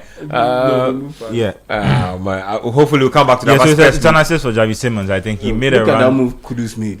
He took a run down the line and then he cut it across for Richarlison to put the ball in the net. So Kudus should be playing to the middle. Like, the guy is gifted. There was a very difficult ball that he managed to secure a pass to his teammate. But he doesn't get for somebody who was middle. You know why I think they also don't use him to the middle. For somebody who is that gifted, he barely records through passes. Like his assist numbers are incredibly low. He tries to take on players more than when he. when Kudus records an assist, it's most often than not a cross. A cross, yes. It's barely ever like he's threading like the ball through the defense, ground pass. It's rare, which is crazy for me because he has everything to do it, like everything. Yeah, Passing ability, vision. I don't know. He has everything. I think he fancies himself as a guy who can pretty much beat everyone on the pitch with his dribbling ability. Yeah. So it's more like, okay, let me beat all of you guys. Then I'll think of maybe assisting. Let's see Yeah, where he's but- playing this game on the No, right he's side. playing on the right side as an inverted winger. I like that. I like him on the right side. He can use his left. He can shoot more, but he's not shooting as much as I'd have loved him to this season. But Hopefully, he shoots more. yeah, but he plays in a team where your midfielders, your DMs or central midfielders are Ashigure and Bentancur in this game, for instance. Those guys, if you are Kudus and you are playing on the wings and you don't drop back when you lose the ball, they won't be able to cover you. They won't be able to cover you defensively, so you'll be suspect in your organization. What is going on in Italy? So when I gave you the first update in this game, Fiorentina were leading Sassuolo by a goal to 0. They are down by 3-1 in that game right now, and it's only 70 minutes played. So there's a lot of football still to be played. Yeah, you're making a point. Yes. Yeah, please finish on yes. that. So I would say that, look, if you play Kudus on the right side, it's all well and good because of his inability to find passes through balls and assist when he plays through the middle. And so when he gets an assist, more often than not, it's a cross. Yeah. So that's an argument to keep him there. But the thing is, you are playing in a Spurs team that doesn't have Palhinha in this game, or he's been injured for a while. And your midfielders, central midfielders, are Achigwe and Bentancur. They don't have the mobility to constantly drift out wide to cover up for a guy like Kudus when he fails to track back or drop deep when they are defending. And so in that sense, the organization falls apart and it's a bad look on you, Kudus. And so I think he he uses up a lot of energy tracking back too to ensure that the team isn't exposed down that right side. That's David Simmons. Yeah. Charlie. You get it? So down that right side, and it takes a little bit away from him. That's why I would rather have him. Okay, Kudus cross. Just look at this. Come on, man. Oh, I mean that's very Looks ambitious. like On his weaker the foot. lap has injured himself. Oh man, here we go again. Yeah, it looks like a shoulder injury. Maggie- So Maggie Maggie is is getting coming ready on. to come off the bench for. Delap is having a torrid time at Chelsea, Chelsea. is it a curse From team injuries to red cards to more injuries. Oh, bruh. Anyway, So yeah, I would prefer Kudus being played through the middle. I would prefer Kudus being played through the middle, and that I think that's the best position for him because centrally, even if you run behind him, I mean, there's only so much space that you can operate with because it's normally quite congested.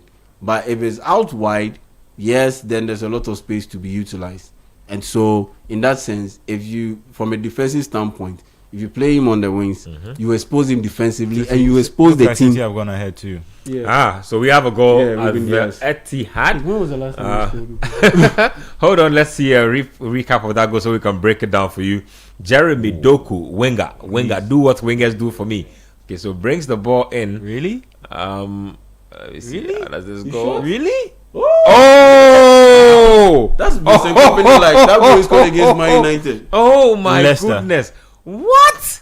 Ruben Diaz. Oh, Oh there was my deflection. goodness! Oh, no, I think it's swerved though. Look, There was a deflection. deflection or Slight not, deflection. the audacity to take that shot. Yes, like That is crazy. That's like 25 yards out at least. Minimum 25 yards. Could be 30 yards even.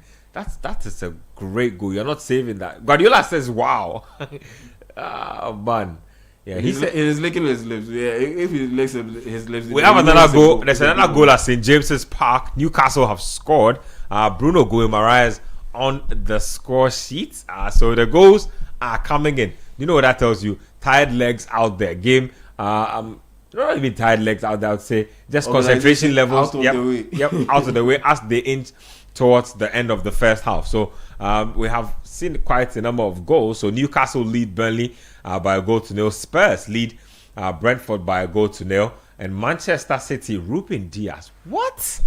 Yeah, quick thoughts on that goal. And 1-0. Wow. Yeah. It reminds me of that goal Vincent Kompany scored in the en route to lifting the title. Crazy. Yeah, a defender scoring. The technique is crazy. Yeah, from that distance. What? Yeah, it's very, very impressive. And awesome stuff. But to be fair, I think it could be a tactic more, because it looks like defenders are the ones who are only given time on the ball in that scenario, because they assume that there's not a lot they can do. The teams think that you're not going to shoot. He doesn't have the technique for it, and then and to buttress that point, Josko Vardio scored a lot of goals when he was played out as a left fullback, because he was consistently cutting in and shooting with his right foot. No one would expect a central defender who is playing out of position on the left as a left fullback, cutting onto his right foot and shoot. They'll definitely back off. They'll be running and trying to find where Erling Haaland is, anticipating that, even if he's able to get the ball into the box with his weaker foot, it'll be more like a dink into the box. So let's try and mass up close to Erling Haaland and prevent him from getting his head to the ball. Then you give him all that time and space for him to be able to adjust himself and his body and be able to bend that ball into the net. So 1-0 it is in that game. I think there are 2-0 for Manchester City. Josko Vardio has scored. So the defenders, they were all focusing on Erling Haaland holding up the line. Michael Kayode with his famous towel. Hopefully he can do something for Brentford. But it's 2-0. So 2 goals in about 4 minutes for Manchester City has them cruising against Sunderland. And that's what I was telling you. All of a sudden, that point gap is down to 3 between themselves and Arsenal. 2. It's actually 2, because Arsenal lost now. So. Oh, they lost. Arsenal lost. I keep thinking that Arsenal drew that game 1-1. Really good header though. Actually lost that game by 2-1. So it's 2 points now. City breathing down Arsenal's neck. Look, when they get into this, that's such a textbook goal. Proper header. Yeah. Vardy is such a good player. He's such a good player. We need to think about him, on the Ghana level. Croatia. He plays for Croatia. On the Ghana level, we need to think about him. For them, it's just, we have to worry about just 2 players. They have just 2. Yeah, it's not players. true. I heard you say this yesterday, and they have just 2 elite players. It's Vardy and Modric. They have 2 popular players, not 2 elite popular players. No. They have just 2 elite players, which is Vardy and Modric. Aside those 2 how many elite players does the Ghana have? At least we will have 2. Who and who? Kudus and Thomas Partey. Okay, that's fair. Yeah. We have 2. But I don't think Croatia have 2 elite players. I'm coming. I'll pull this up in a bit. Who? Is it Livakovic? Livakovic is not elite in his position. Relax. Who? He's not. Pasalic. Hey, if you had Livakovic in your post, like, will you be talking? I would like it, but he's not elite. There's a difference. I would like it. I would like it that Livakovic is in the Black Stars. I'm having help. Don't they have Mateo Kovacic? Kovacic is injured pretty much, and he's not the same. He's not be at the World Cup. He's no Mateo Kovacic. What are you saying? You have a Kovacic. If you had Kovacic to partner party, I really love it. Exactly my point. I'm telling you. Like I'm saying, but don't they have Marcelo Brozovic as well? They have players who. Brozovic. He's from Croatia. But Ante Rebic. I think he's retired. I mean, is he retired? I haven't seen him play in the qualifiers for a while. So yeah, I'm having health palpitation thinking about Benjamin Asare going up against Harry Kane. Yes, but I would love Livakovic to be in the Ghana setup. They took my team to the World Cup final. The year they went to the final, they didn't have anybody. They just had Modric and Vardio, like I said. Everybody else was but they had some fringes. Vida and Kramaric and those are the. That's always been Croatia. Like they'll have like 2-star names and then a bunch of guys who are just technically gifted and disciplined. That's it for them.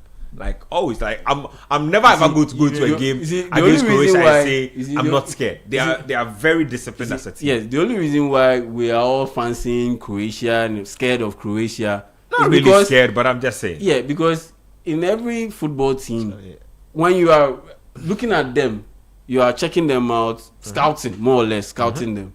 You look at 2 things, the materials and the coaching. Material-wise, we are fine. It's the coaching bit We are fine in Well, certain the, areas. Certain organi- areas. There are certain areas where we are really vulnerable. even where we are vulnerable, which is the fullback positions, we are not the most terrible in that of the lot. The World Really? Cup. It's Really? the World Cup is your litmus Yes. test. That's where you really find out if You you are get it. terrible or And not. besides, I'm talking about it, wholesome form. When Bukayo Saka is 1-on-1 with your Gideon fullback, Mensah. you will see if you are terrible or not. That's when you will find out for real. No, I'm serious. Like this Saka is, with Mensah, Madueke and Ali. this is Then- Madueke won't will start. start. He won't start. If he gets to go to the World Cup, He will even. start. I mean, who's on their left side? It's Rashford. beyond- I mean, it should be beyond- Rashford, Gordon, or if he doesn't want to play Eze as a 10, you play Eze out there. But I don't think Eze is. It's Rashford and Gordon battling for that position. But beyond or behind Bukayo Saka, Could be it's Jared could Bowen. be- could be Hudson-Odoi. and Madueke. Yes, it's Jared Bowen and Madueke. But I think Jared Bowen will go in ahead of Madueke because Bowen works hard for the team. And you know how obsessed Tuchel is when it comes to organization. but I feel and you like- need someone like that to be able to There's keep a the counter organization attack I want us to keep an eye on. Spurs are breaking with a lot of intent. Kudus Mohammed deliver this cross and it's a goal. What's he wasting all that time for? got a corner kick. Yeah, in the end. I thought, what kind of jersey is this? Brentford, interesting. Always has some very interesting. You beat kits. him here, cross it. I thought- should have. No, I think. Defender did well, actually. He Yeah, I think he should have. But he should have pushed. But the he should have ball crossed back it and earlier. on this man. I don't know why he was trying to get an extra touch, but I'll get into my message boxing a bit. It's the Republic of Football. And it's live on 97.3 City FM. We are live on Channel 1 TV. We are live on Twitter and X. Also live on YouTube at City Sports GH.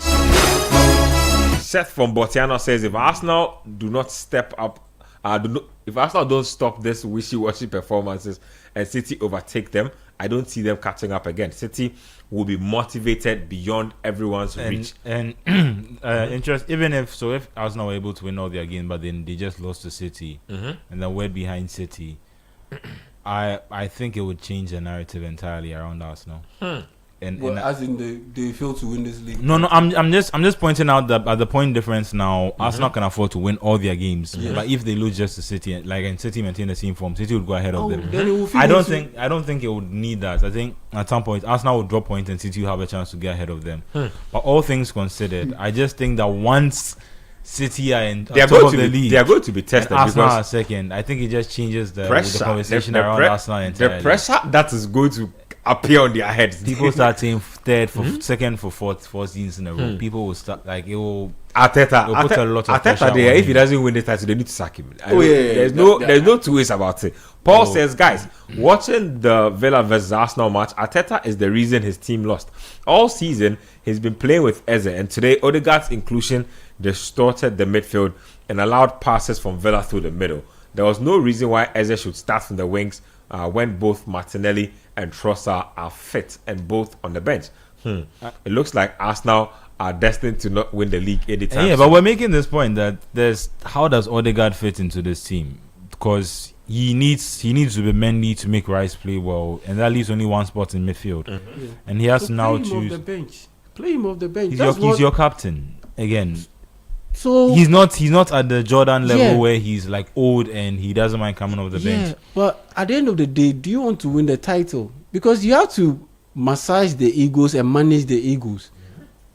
At some point in their brilliant run at their peak, Man United had as many as 5 strikers or forwards who were all starters for their national teams. How did Alex Ferguson manage that? Ole Gunnar Solskjaer was coming off the bench at some point. Carlos Tevez was coming off the bench at some point.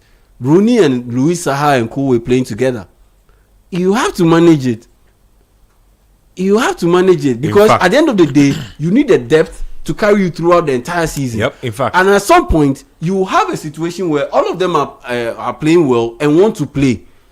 You have to manage it, and if you can't manage it, then he's not. He can't be part of that top level. That's just the bottom line, really. I've listened to too many championship-winning coaches say the difference between a championship-winning team and a team that probably comes close Very is that good. on a championship team, everybody knows their role. Like nobody gets unhappy about being benched. When you are benched, you know that you get your opportunity. There might be a game where your role might be bigger than it is in this particular game that you are enjoying. So when that's why Pep Guardiola always used to be unhappy with players who were Pouting. unhappy or pouting on the bench. He's like, I don't care. I feel like every one of your teammates is as good as you think you are. So if I'm putting you on the bench, better smile and say and share your teammates. Yeah, I mean, Guardiola's it's own, important. like, he's able to, because of how he tactically analyzes each game, he's able to choose the squad based on the opponent and who he thinks will have a better effect in the game. Whereas in Arsenal's situation, I think he's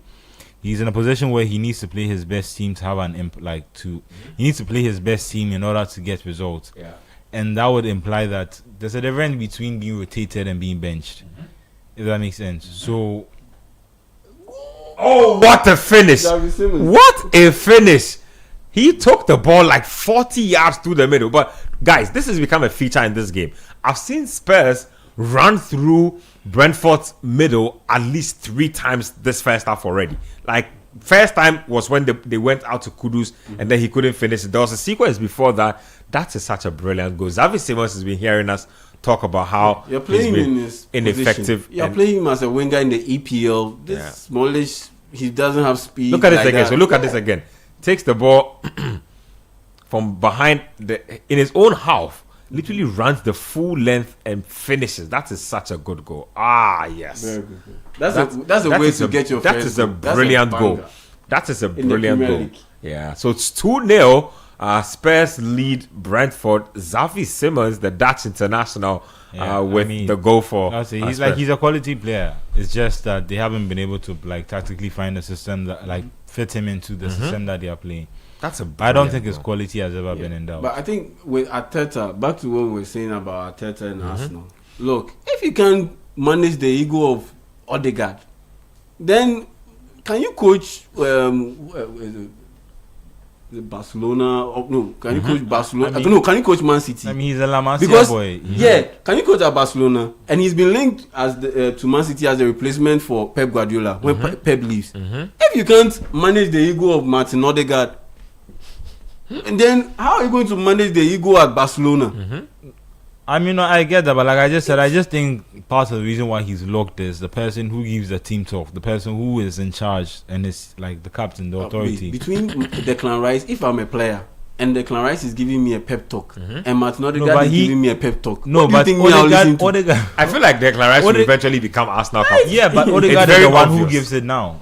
Even if there's someone who's in a better, who is better position to do it, it's Odegaard who is giving him. Okay, but Minty, I won't listen because it won't go in, it won't really spark me into action because I'm looking at you, Odegaard. Yeah, you are a quality player, technical player, and all that. But like I'm looking at Declan Rice, I'm like, this guy was a captain at West Ham before coming here, and ever since he got here, he's been bossing it right from day one. I'll go with the guy. And on top of that, he's more available than you. Well, I mean, you this is Odegaard. Martin Odegaard who is coming from Real Madrid. He's played with Oh, Ronaldo. please, and he was cast out. Facts. He was cast out. You can argue that all you want, but Real Madrid they Oh, no, saw that. he did, but then when he went to Sociedad, he had good form, and I think he Oh, found yeah, out- yeah, No, He's in good. fact, they sold him as soon as he had one great season. Like when the season was great at Sociedad, they knew they could get good money for him. Quick. Moved him No, on. because he's not getting into that midfield. Exactly my point. Exactly But, what I mean, saying. he's not, and he was not going to be a player like maybe Ceballos, who is going to be content with Raheem Diaz. As for Ceballos, he'll be gone soon. All those people will be No, gone but I mean, him, Brahim Diaz, they have the quality where they could have probably gone to different clubs and soon. been And started. be starters. Yep. But they've decided that I will be content being at Real Madrid and coming off the bench. The Real Madrid money is good too. And that's what I'm saying. It's different as a club like Real Madrid and Barcelona. Just to go back to that Arteta point. When you're at Real Madrid or Barcelona, I think you are more likely to understand, accept these things because you're at a big club. At Arsenal, if you were brought in and you were told sweet things that leave Real Madrid and winning your league titles and come to Arsenal, we have a plan for you. You will start for us. You will give you the captain's armband. You'll be the head of our project. And then someone comes in, has a hot 6 months, and now I'm constantly on the bench. I You see, I want to buy into it, but I'm looking at the Man United standard. I'm looking at the Jose Mourinho standard. Oh, but they haven't even won the league at titles Chelsea. to even talk about meeting the standard yet. They Yeah, haven't. but if you want to win the title, those are the things that you need to apply. You need to do. Otherwise, it will crumble. Like today, you are sticking Eze on the right side just to accommodate Odegaard. And the thing is, he had to make a change, and at halftime, he took Eze off instead of Odegaard. You get it. So that's how these things can go ahead. But that just validates the point I'm making, that he realized that in that position, he'd rather take off Eze, who maybe it's also a minutes thing. Eze has played more minutes than Odegaard. He's played quite a number of minutes in the last couple of games. Leandro Trossard got the equalizer. You get it. And so I'm just looking at the Pep Guardiola bit at Man City, prime Pep Guardiola. I'm looking at the prime Jose Mourinho at Chelsea, Arsene Wenger at Arsenal, prime Arsene Wenger at Arsenal. Look at the juggling he had to do. At some point, there was Mark Overmars, there was Dennis Bergkamp, there was Thierry Henry. All of these guys through the middle. Who do you bench? Like, you have to juggle it.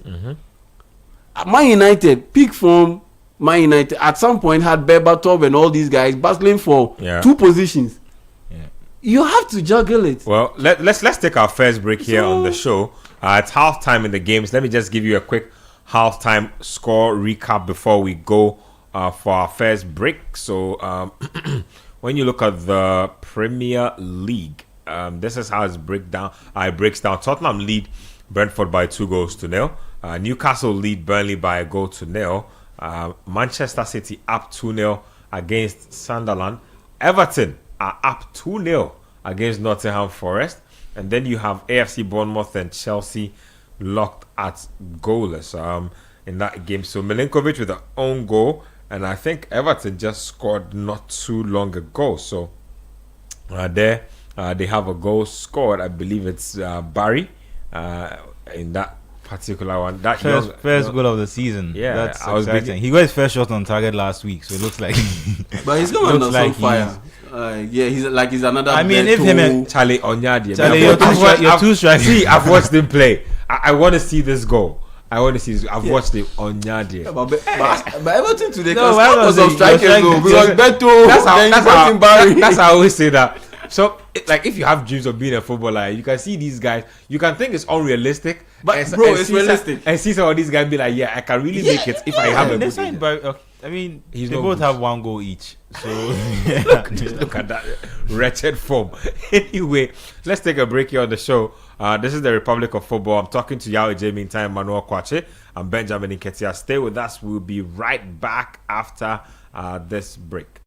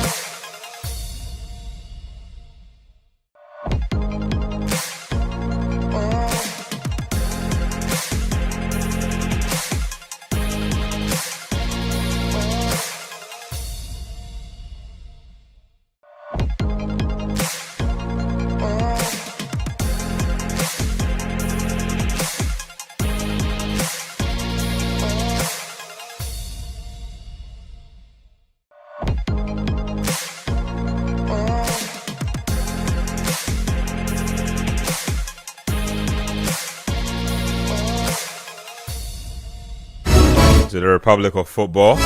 Benjamin Nketiah in the hot seat. Yao Jemita and Manuel Kwache, my guys in the studio. I'm just seeing a recap of that Newcastle Bruno Guimaraes goal. He scored directly from a corner kick. That's some crazy technique. So that's how it went down, just in case you are just joining us. We are live on radio on 97.3 City FM. You can send us a text or WhatsApp message on 0549 986 996 0549 986 996. You can also head to YouTube and you can watch us on City Sports GH. Hit the like and subscribe button while you're at it.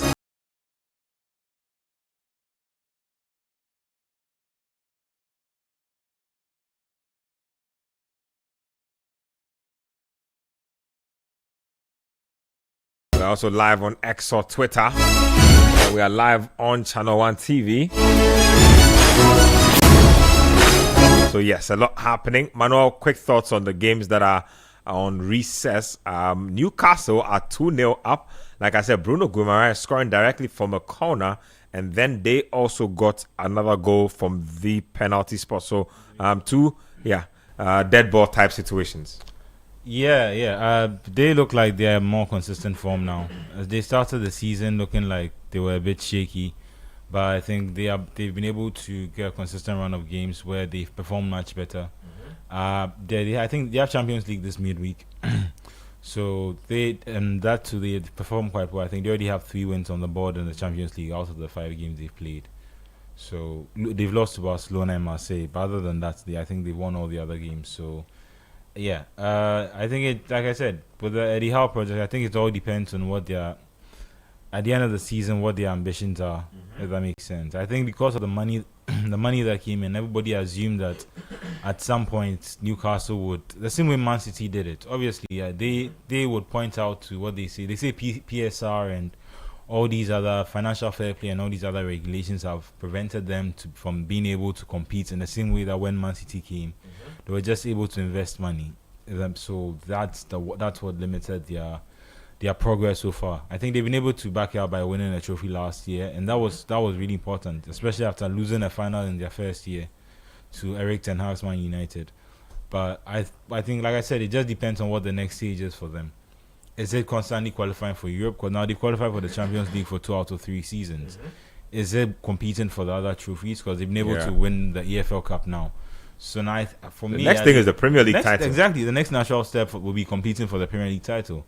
And for that, they need to be more consistent with form. And that's where every time they hit a bad patch of form, the question starts coming as whether Eddie Howe is the guy to take them to that next level. Which I think is it's the same with Arteta and Arsenal. What Eddie Howe does to silence that is win a Premier League title. If he wins a title, nobody can question him again. A Carabao Cup wouldn't give you that. No, a Carabao Cup and FA Cup might not give you that. Yeah. You need to win a title for people to say, But like I keep saying, the big name managers who can win you a title are all either regarded as quote and unquote old and archaic with their football tactics. And so most of them are either out of jobs, retiring, coaching national teams now. If you want a proven, young, winning manager, they're very hard to find. Like, young, proven, winning managers are very hard to find. The few that are around already have big jobs. The few that are not taken have either not won a trophy and are just promising guys that you are going to have to take a gamble or so. Interesting. Just just on that point, I think I was having that thought, and I'm struggling to remember offhand, but I was going through the Champions League winners, and I was just realizing, like, Ancelotti has won it twice, Guardiola has won one, Enrique, like, going through recently, these are proven champions. None of these new boys are actually in the conversation. Nope. Even in the Premier League, like, Arne Slot is probably the exception to the rule. But the most recent managers to win it have been, just Guardiola and Klopp. In Spain, Antonio Conte. In Spain, Flick, Ancelotti, Simeone. Yep. The new managers, maybe Xavi.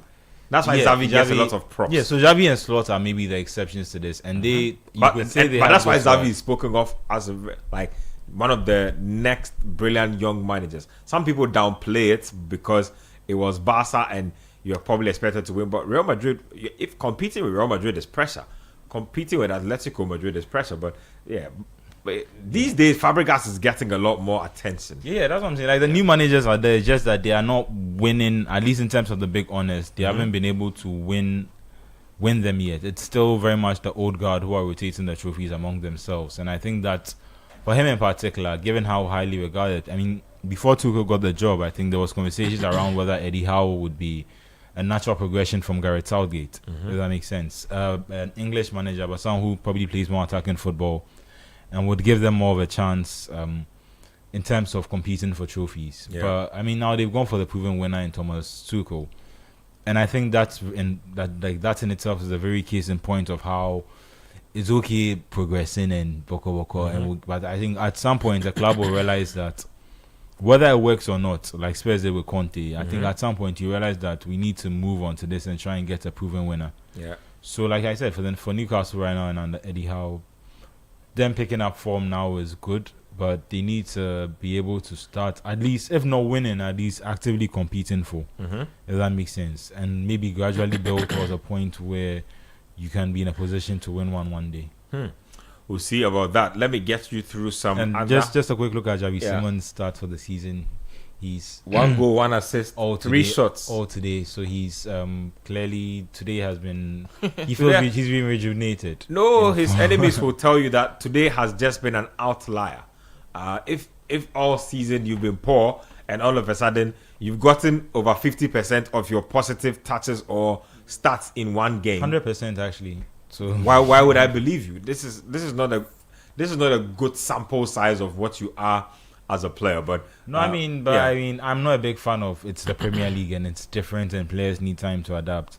But I think sometimes transitioning to a different team at least and trying to fit in, I think sometimes you can be allowed to take a bit of time. Oh, it's a thing. I like the way Klopp used to do it. actually Klopp would sign you and then for 3 months you wouldn't see the player and you wonder whether he's still at the club. And then somehow he comes and he plays and he fits into the system. Yeah, they are teaching you the system. Yeah, so for him, I think he's been thrown into the deep end because of the injury to Maddison.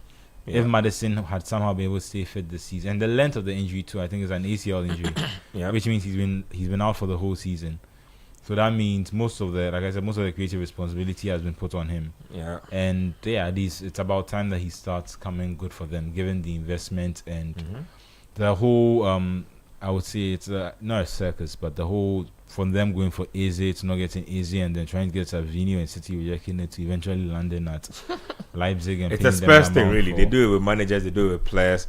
They can set a target on who their first, priority is, end up getting their third, fourth, fifth. I think that's the thing. When you're competing at the top level of the market, you're competing against other. Like it depends on how you see yourself. That's why I was slightly impressed with United's recruitment this summer, because they were able to, while they weren't necessarily competing for the best players, they weren't competing for the best players in the world, they were still able to shift their weight a bit and go to teams like Wolves and Brentford and be like, we're Manchester United and we want to take your star player, and they were excited to come and play for them.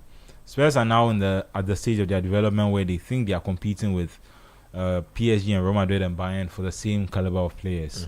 And the problem is when you are, obviously they won a trophy last season. Yeah. So that should, but it doesn't seem like it's helped change the perception around Spurs. I think if it's still you are one of the best players in the world and as highly rated as Xavi Simons is and sound like Eze was, I still don't think Spurs is necessarily your first option if you have offers going from any place. So most players were trying to wait and see if they could get other options. And for some players it worked out and for some it didn't. But yeah, just Spurs have been not at their best this season, which is surprising given how much they invested. And it's like even when Pochettino was doing incredibly well, he didn't get this level of support. The year after he won the Champions League final, they didn't sign any players, which I think is quite. It's almost like go and do your magic again, and that's. It's not almost like that's exactly what it was. Go do your magic again. Like that. He got sacked within the season, and that's when they tried to. You should be taking. A touch. I thought Semenyo should have struck that himself. Even I don't know why he gave the ball back, but Bournemouth have started the second half really lively again.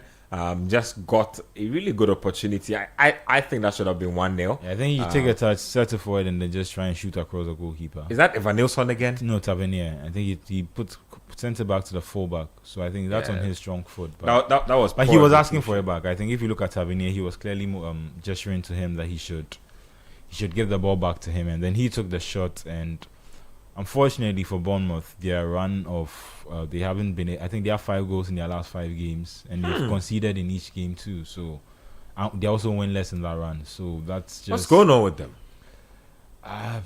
I think I'd say they had to shift their whole defense. If you remember, I think almost all of their back line was sold for one reason or another. Kepa at Arsenal, Hoyson, Zabani to PSG, and they've. It's the same thing with Brighton and Brentford. I saw the Brighton team, and I'll be honest, I don't know as many of the players. Like, I know them because I've seen them play in the Premier League this season. But unless you play Football Manager or FIFA and you like career mode and you grow up with these players, some of these players just like, who are these? Like, where are all the ones I know? I know Danny Welbeck up front, which is surprising because they lost João Pedro, and rather than reinvest all that money heavily, they just gone with Danny Welbeck up front. Yeah. But most of them have this system where it's like they can just replace, once they sell these players, they're able to replace them with similar talented players who should then go on and come good for them. And I think you see that with Bournemouth too. And while it works usually, because obviously I think it requires you to have good recruitment and scouting. And if your scouting has been, and it also requires them to have people skills. So even though it's just scouting, they also try and get a touch like how your personality is. Are you trying to improve? Do you fit well when you are in a team? So they have other measures to ensure that these players can be successes. But then, for example, with the Premier League, when you always need to win games, sometimes it's not as seamless as the teams, especially when you are constantly losing so many players. And Evanilson is good, but I don't know. And even Solanke wasn't that good. But they got 60 million for Solanke, and the idea of an investment was Evanilson. And based on what Solanke did at Bournemouth, I won't say he's been able to at least reach that level. If maybe he could be better than Solanke in terms of technical ability, he hasn't been able to replicate the goal scoring form of Solanke, and that affects the amount of goals you have in your team. So I feel like the constant chop and change means that you are unable to build towards something. Because most of the teams that we can think of that were even let's say Malaga when they had Isco and those things, most of these teams were able to build towards you get me? Like they were able to acquire a squad and then build towards something. But if you are constantly changing the squad with the hope of maintaining your same ambitions or target or going better, sometimes you are just throwing new players in who are not there from the start phase and are not used to the expectations you have of them, or at least the level of consistency you expect from them in the league season. So I think with Bournemouth just constantly rotating their squad, it makes it hard for them to always be as consistent as they can be. Same with Brentford and same with Brighton. But but so far it looks like Bournemouth are just in a sticky form. And even though they were able to start the season well because of the amount of chopping and changing, and because of the form of certain key players in the squad too. Nearly like Junior first goal. Junior Krupke came in and he was scoring for a bit. He hasn't been able to. Semenyo is the main reason why they are not doing well. Everything they did well at the beginning of the season was tied to either an assist from him or a finish from him. Yeah. As soon as his numbers dried up, their points haul also dried up. Yeah, but most managers will point and say that this is the Premier League. Like if you start and have an amazing run of form, most teams won't just be like, oh, what do we do now? They technically analyze you. And in basketball, they say, well, they double team you. But you can have more. You can have different tactical variations to try and see how you can article it out.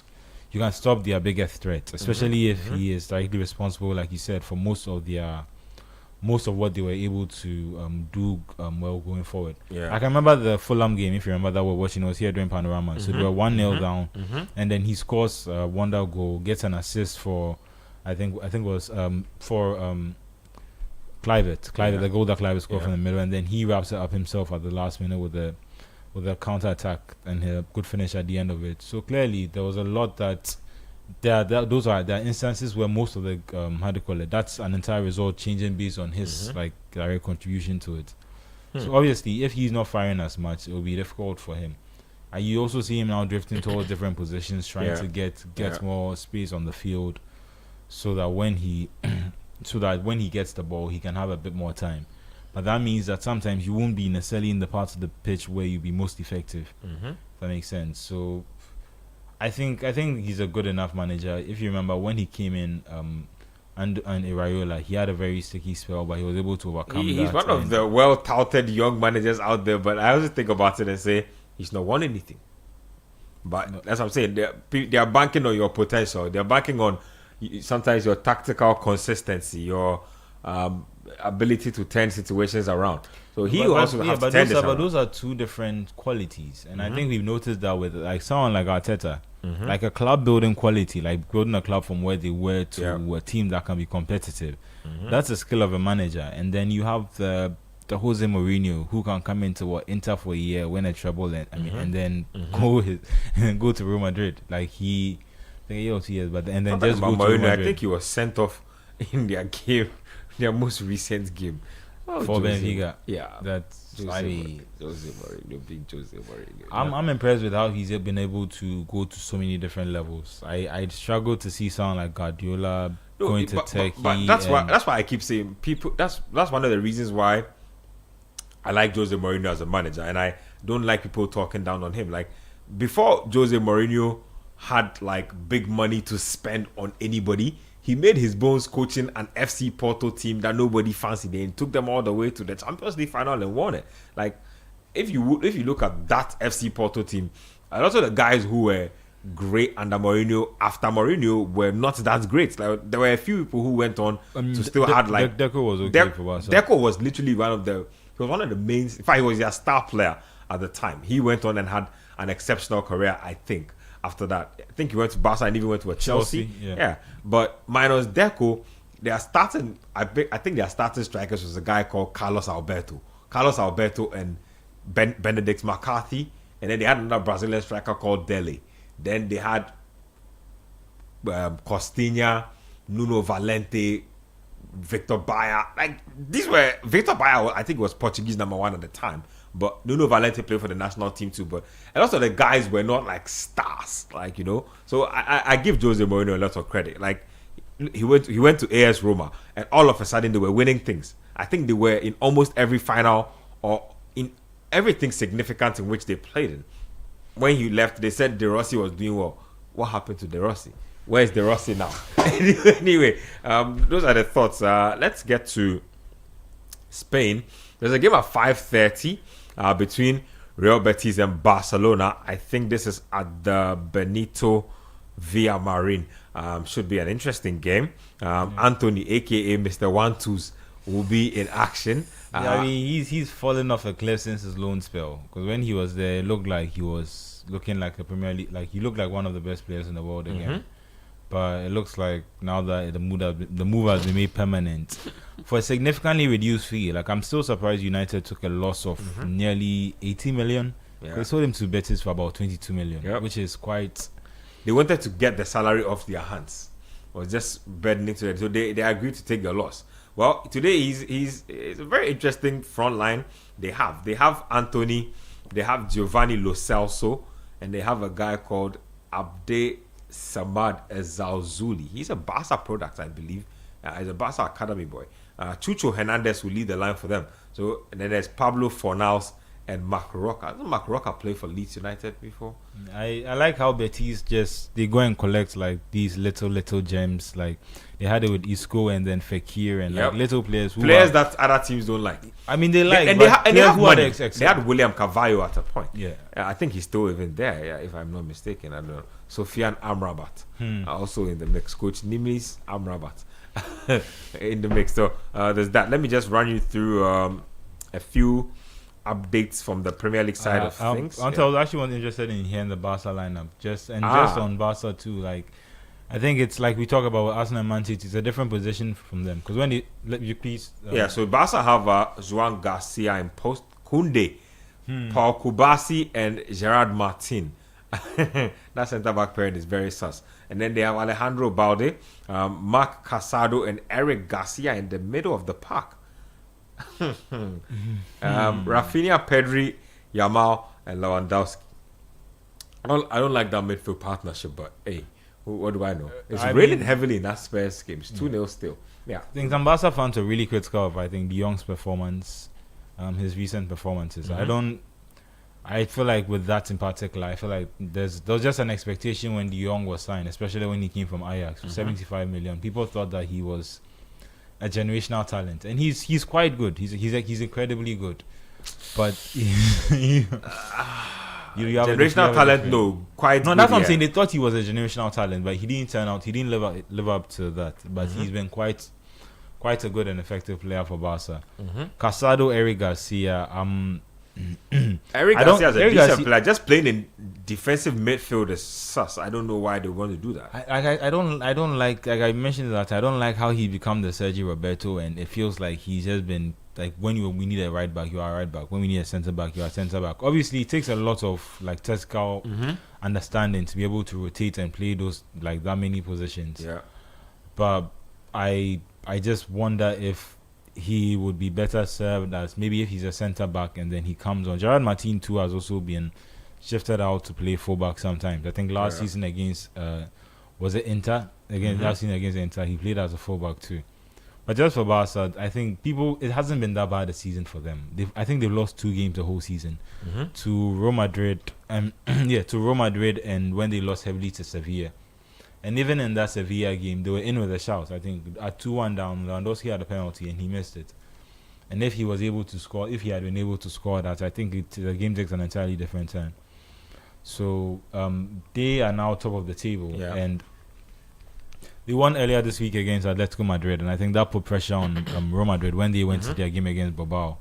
But then Mbappe too has been incredibly class this season, and he's also holding Real Madrid down, even though they look inconsistent. And Madrid look very inconsistent. They've played Elche, Valladolid, and some other team last week, and they have 3 draws. They don't have a single win from playing minnows to relegation level teams. Yeah, but I think they've only lost 1 game this season, if I'm right, and that's to Atletico Madrid. Doesn't matter at the point. They were almost 8 points ahead of Barca. Now Barca sit on top of them. That's what matters. So that's the thing. If you draw 3 games and Barca are able to win, it makes him. I wouldn't say it makes it more interesting, but they have such high standards. Both teams have such high standards of themselves, because you have a manager who just recently won a domestic. He nearly won the treble with Bayer Leverkusen, coming in unbeaten. Yeah. So talking about that, just quick one. So Bayern are playing Stuttgart. Bayern are up by 4 goals to 0 in that game. So that's just by way of update. Yeah. So playing at Bayer Leverkusen, coming in from Bayer Leverkusen with such high I wouldn't say reputation, but he achieved incredible things with Bayer Leverkusen. He wasn't able to back it up in the next season.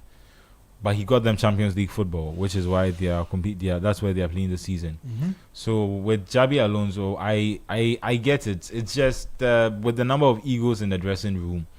And I'm tired of hearing this report that the players don't like this tactics and they don't like the system, and they've been talking to they've been having their own conversations outside of what they think about Xabi Alonso, and they're not scared to let it is Real Madrid. And these things are real at Real Madrid. I know, and that's what I'm saying. I can clearly tell that from the ego of the players, Vinicius wouldn't be happy. Sergio Ramos says they gave Rafa Benitez a nickname by the first 3 training sessions. They already had a nickname for him, and they knew he wasn't going to succeed. If you remember how Rafa crumbled under pressure, not crumbled, but when he was trying to have these mental mind games with Alex Ferguson, and I don't think Real Madrid is where he would be able to come to the fore. Even Guardiola, I think after his 4 year, I think Mourinho crushed him. Just mentally, I think the exhaustion of having to keep up with being Barcelona manager and having to constantly have these back and forth with Real Madrid, it was always going to be difficult. Flick looks like he's adjusted to it incredibly well, but this comes the second season where there are lots of expectations from him, because they are the ones defending the league title. And Real Madrid too had an incredible season, and Mbappe scored so many goals, but they weren't able to back that up with actual silverware. And I think it would be disappointing if he came 2 seasons in a row and he was not able to at least help them get over the line in the league title. Because with Ronaldo, Ronaldo only had 2 league titles in his time at Real Madrid. One under Zidane and I think one under Ancelotti. But other than that, he was able to back that up with 4 Champions Leagues. with 4 Champions League, and they won 3 Champions League in a row. Titles. That was just crazy every time I think about it. But yeah. And even the second league title, that's when Zidane came back after his spell away, and he had to not redeem himself, but like I feel like Zidane left with such high reputation that if he came back, he had to come back and prove that he was that winner. Yeah. Which is why I'm surprised that people think that they were like, if Xabi Alonso goes, Zidane would come back in. I don't think he would risk his reputation. I don't think he would risk his reputation. Zidane will only take the Le Bleu job, not taking any other job again. Waiting to become France head coach. And he's almost apparently Deschamps might not last after the next World Cup. After this World Cup, he's gone. Yeah. So, after the next World Cup, and he's waited quite a while because he's had his eye on this job for a long time.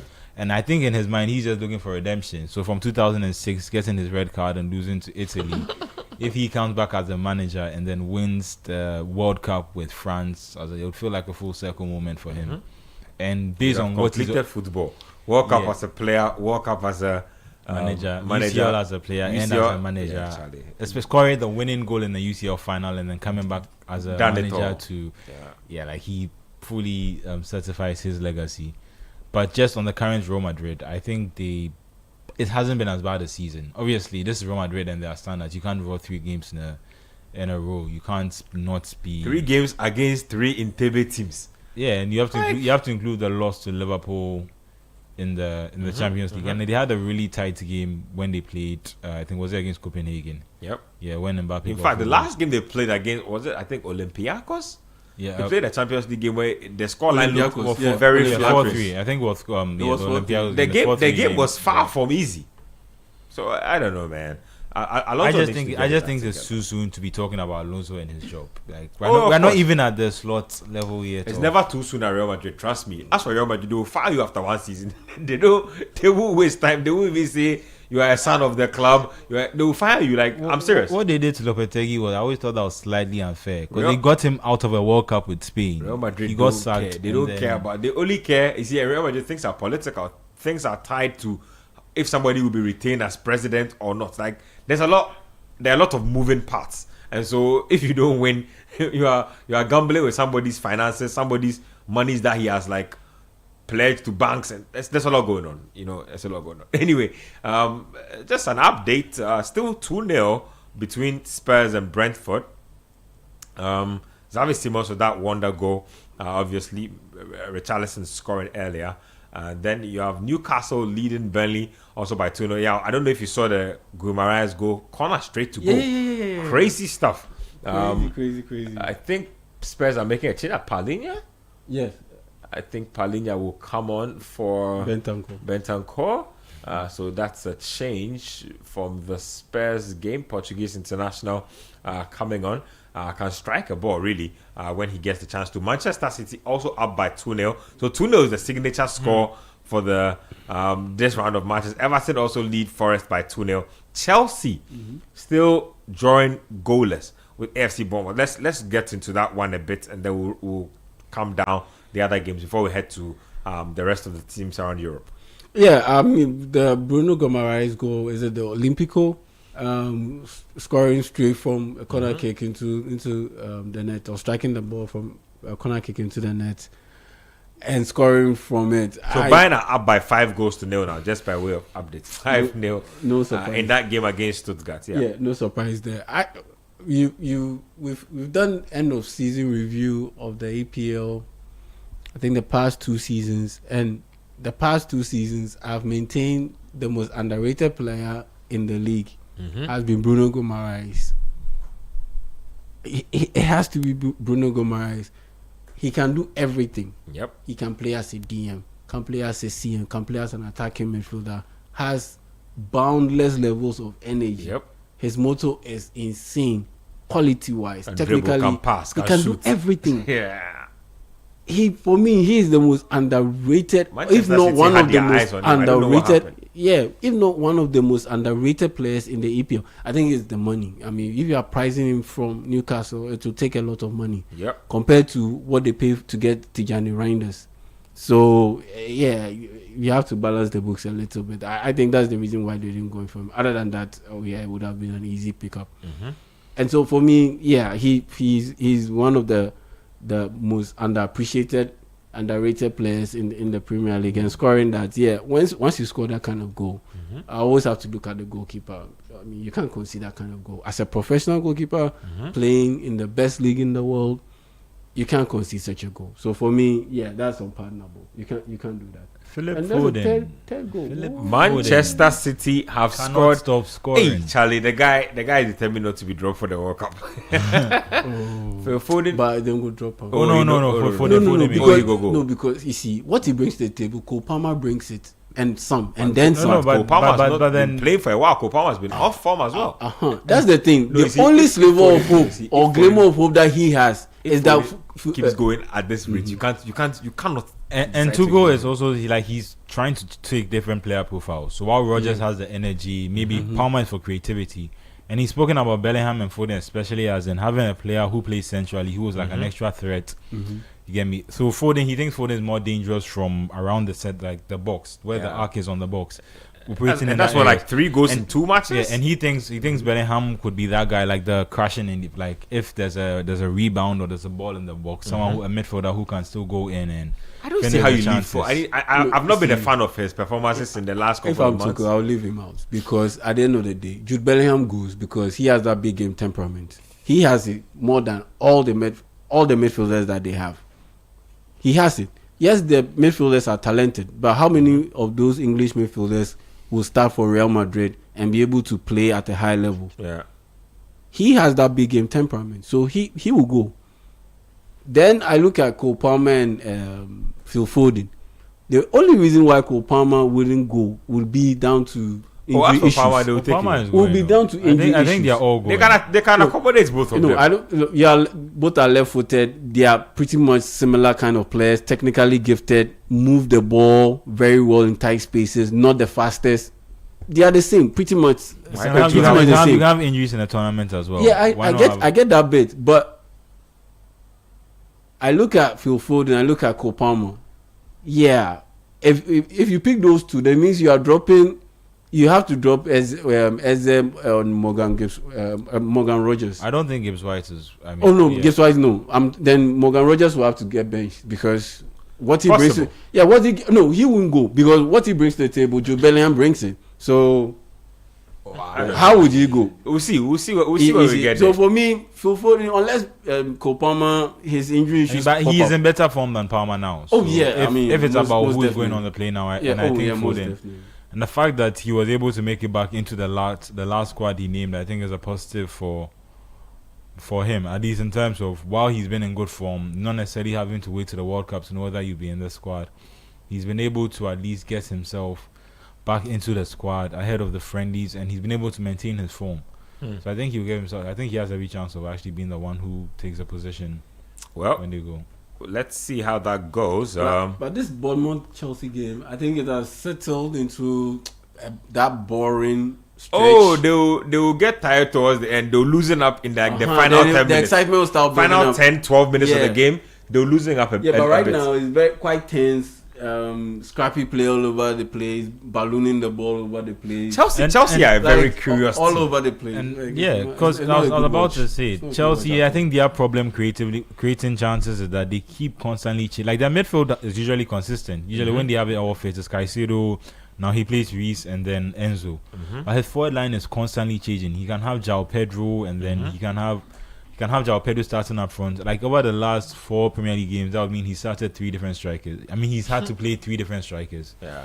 Because the lap started today, but then Gui came in off the bench. And they keep changing And they on the keep right changing side their as wingers. well. That's what I'm saying. So Garnacho starts and then Yep. Gitten starts and Then then Estevao starts some and then back to the bench. Then, man. yeah, and it's like in terms of getting some rhythm as a team when you're constantly attacking. Their defense too is also always changing. Because I mean that one, some of it is partly injury related, but some of it too is just him realizing that he's. Oh, so Chelsea Garnacho with took an a shot, but opportunity. I don't think that was. Was He looks decent. different with his now that he's not blonde anymore. But That's a decent attempt, actually. Somebody has to shoot because nobody's creating anything. So somebody has to take a shot. I mean, the goalkeeper makes a mistake and punches it back, falls into the path of a Chelsea player. You have a rebound. So I never fault players for shooters. If your shot is not very wide off the mark, but they need to do better. It's been very drab in terms of creativity. They've not created much at all. Yeah, and I think Palmer hasn't been able to get going so far. If I can't see him on the pitch, I think Nope. he's been taken off. Nope. And they've put. It looks like Gittings is playing in his position, which is, yeah. But it's just there's just a lot of inconsistency, a lot of changing. He hasn't. Estevao was on the bench. I think Enzo Maresca he said welcome to the Premier League to Estevao, which I think was a slight dig at. Oh, you think like you play 2-3 games and you're on top of the world, and then that's it was always going to be difficult. He's an 18-year-old who is now adapting to an entirely different league. I don't know if he speaks the language yet or fluently. Maybe he might understand it, but maybe he doesn't speak the language yet, and that might have an impact on when you're on the pitch, how you're able to communicate with your team. Yeah. It looks like João Pedro is on the pitch playing a little bit more withdrawn from Magui. So maybe he's also attempting the fact that maybe he doesn't want João Pedro as the main João striker. Pedro has like a phobia for being in the box. Yes, I don't know. There's something in the box that scares him, or there's a magnet in the box that keeps him drifting around. Like, I'm serious. I don't know if you've seen him play. He's playing with Magui today, so I think if Magui is the main striker, he can play as the 10 and play off him. Especially now that Palmer is off the pitch, it could just give them an entirely different option. But I don't know if you guys have noticed today, but it's been Semenyo against Cucurella. Not Cucurella. Gusto for most part of the game. He was trying to cook up something there. Semenyo needs to step up. We might have a Kudus goal. Look at Kudus closing down. Wow. Never knew he could do that. Closing down, winning the ball back, and now Spurs are back in possession. Bournemouth are about to make multiple changes. yeah, it looks like Justin Kluivert is going off. it looks like David Brooks is coming on. That Junior Krupke as well. Yeah. But yeah, They need better movement up front. So Jimenez and Kluivert are off. Like you said, no, I Brooks. think that's Adil and Brooks. Yeah, so Adil came from Leverkusen, right? By Leverkusen, yeah. Interesting player. Kolomani to looks like he's exiting without another solid performance yet for Spurs. Without what? Another solid performance yet for Spurs. And I don't know how, because when he signed with PSG, I think he and Goncalo Ramos were signed at the same time. Hey, where's the... Ramos Charlie, that guy scored a hat trick and they said that you'd be the next Ronaldo. replacing Ronaldo, yeah. Oh, he's doing okay. He scored in the Super Cup final. He's at PSG? Still at he's still at PSG. PSG, yeah. Still, he's been replaced by. So they had Goncalo two Ramos. strikers, but then they ended up playing them. Enrique ended up playing with Dembele as his main forward, which should give you a. And they've sent Kolomwani on loan severally now. So he's been to Juventus. That didn't work out. He's been to Spurs now, and it looks like this is not working out as much. And it's a loan too. I think it's a loan without any option to buy or an obligation to buy. So I don't think he'll be, based on his performances so far, I don't think he'll be staying at Spurs beyond the season. I think they need to try and get Solanke fit because he's their big bet. They spent a lot of money on him to lead their forward line. That's the problem with And- Spurs. They keep spending truckloads of money on average players. How are you going to spend 65 million on Dominic Solanke? Like, who does that? Anyway, And yes, Yeah. about nearly 60 million on Richarlison as well. look at that. Onto their front line. And it's like you said, it's a lot of money for players who are Truckloads not of yet money. who are not yet at Hey. a level that You know how good you need to be to cost 60 million? That's just crazy. Anyway, there's Nantes versus Lens going on. I don't know if there's Ghanaian interest there. I don't think so. Is Brandon Thomas Asante back from injury? RC Lens, I think there's a Ghanaian in there. Yeah, Nathaniel J. Ah, But it's one of them French boys. no, he's Ghanaian. He's Ghanaian. So Sassuolo ended their game with Fiorentina 3-1. Fiorentina disappointing. Took the I think lead. they're still in. I think they're in a relegation zone this season. They They've will been, be. They've been quite. Inter and Como have a game in the next 25 minutes. That should be good. Yeah. I'm looking at the coaches. Yeah. Yeah, that should really be good. Inter and Como in the mix. Fabregas, what Fabregas will do to that, or how he will set up his team to handle that Inter midfield, Barella and company, and that front to Thuram and Lautaro Martinez. Yeah. That should be a fascinating game to watch. There's an Athletic Bilbao versus Atletico Madrid as well. To Tasty. come is Williams is he So- back fully? No, per their last game, he was in the stands with some of the other injured players. Well, their last game against Real Madrid in midweek, the one Mbappe scored twice and assisted Eduardo Camavinga. Yeah, he was. So we have a third goal at the Etihad. Yeah. Manchester City have scored goal number 3 at the Etihad. So Sunderland really being ripped apart. So just on to finish up on the Italian conversation. So Fiorentina should have probably held on because that would have been their first win of the season. Yeah, they sit bottom of Serie A with 6 points, and they are, like I said, they haven't been able to win a game this year, and that's they had a switch of manager. I think if I'm right, I think Vincenzo Italiano was there, and then he led them to back-to-back Conference League finals. And then now he's at Bologna, and I think he won the Coppa Italia last season. But Fiorentina haven't been able to. It looks like they haven't been able to match their form from 2 seasons ago when they were actually competing for trophies. And they have more points than Wolves. They have 6 points, which means they've drawn more games. They have more points than Wolves. They've drawn more games, but to be at this stage of the season, over a third through the season, and not having won a game yet, I think you start. Relegation is beckoning for them if they are unable to get their form together. Fiorentina getting relegated will be tragic.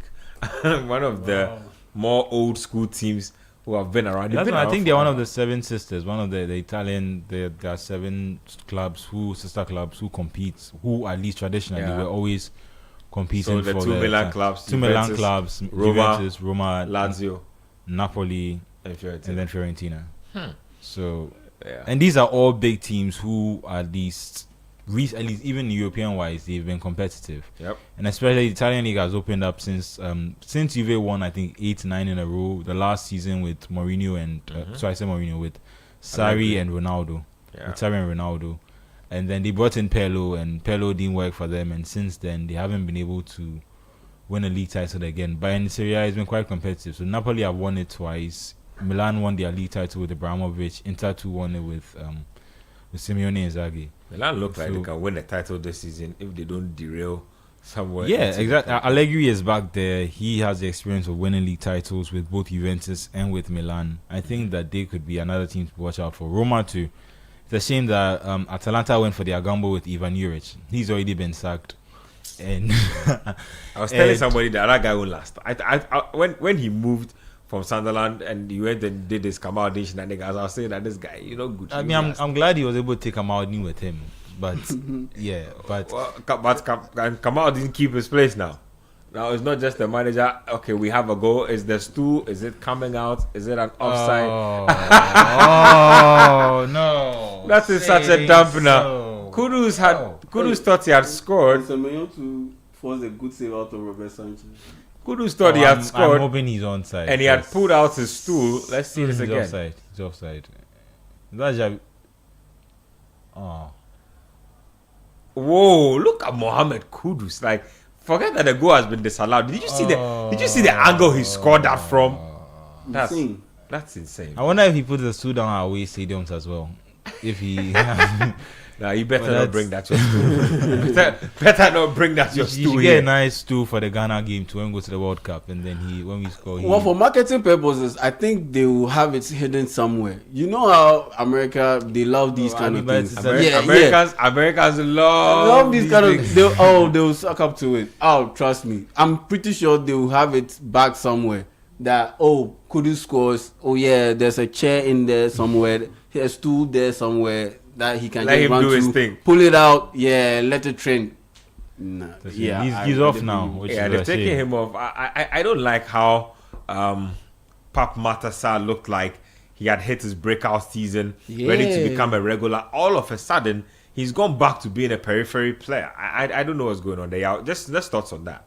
I think it was because of the rejig that he was trying to find the perfect combination in midfield, and so he tried it, and I think he hit some good form early in the season with Palhinha in there as the pretty much the center focus of that midfield combo. So Palhinha sits deep, he breaks down everything.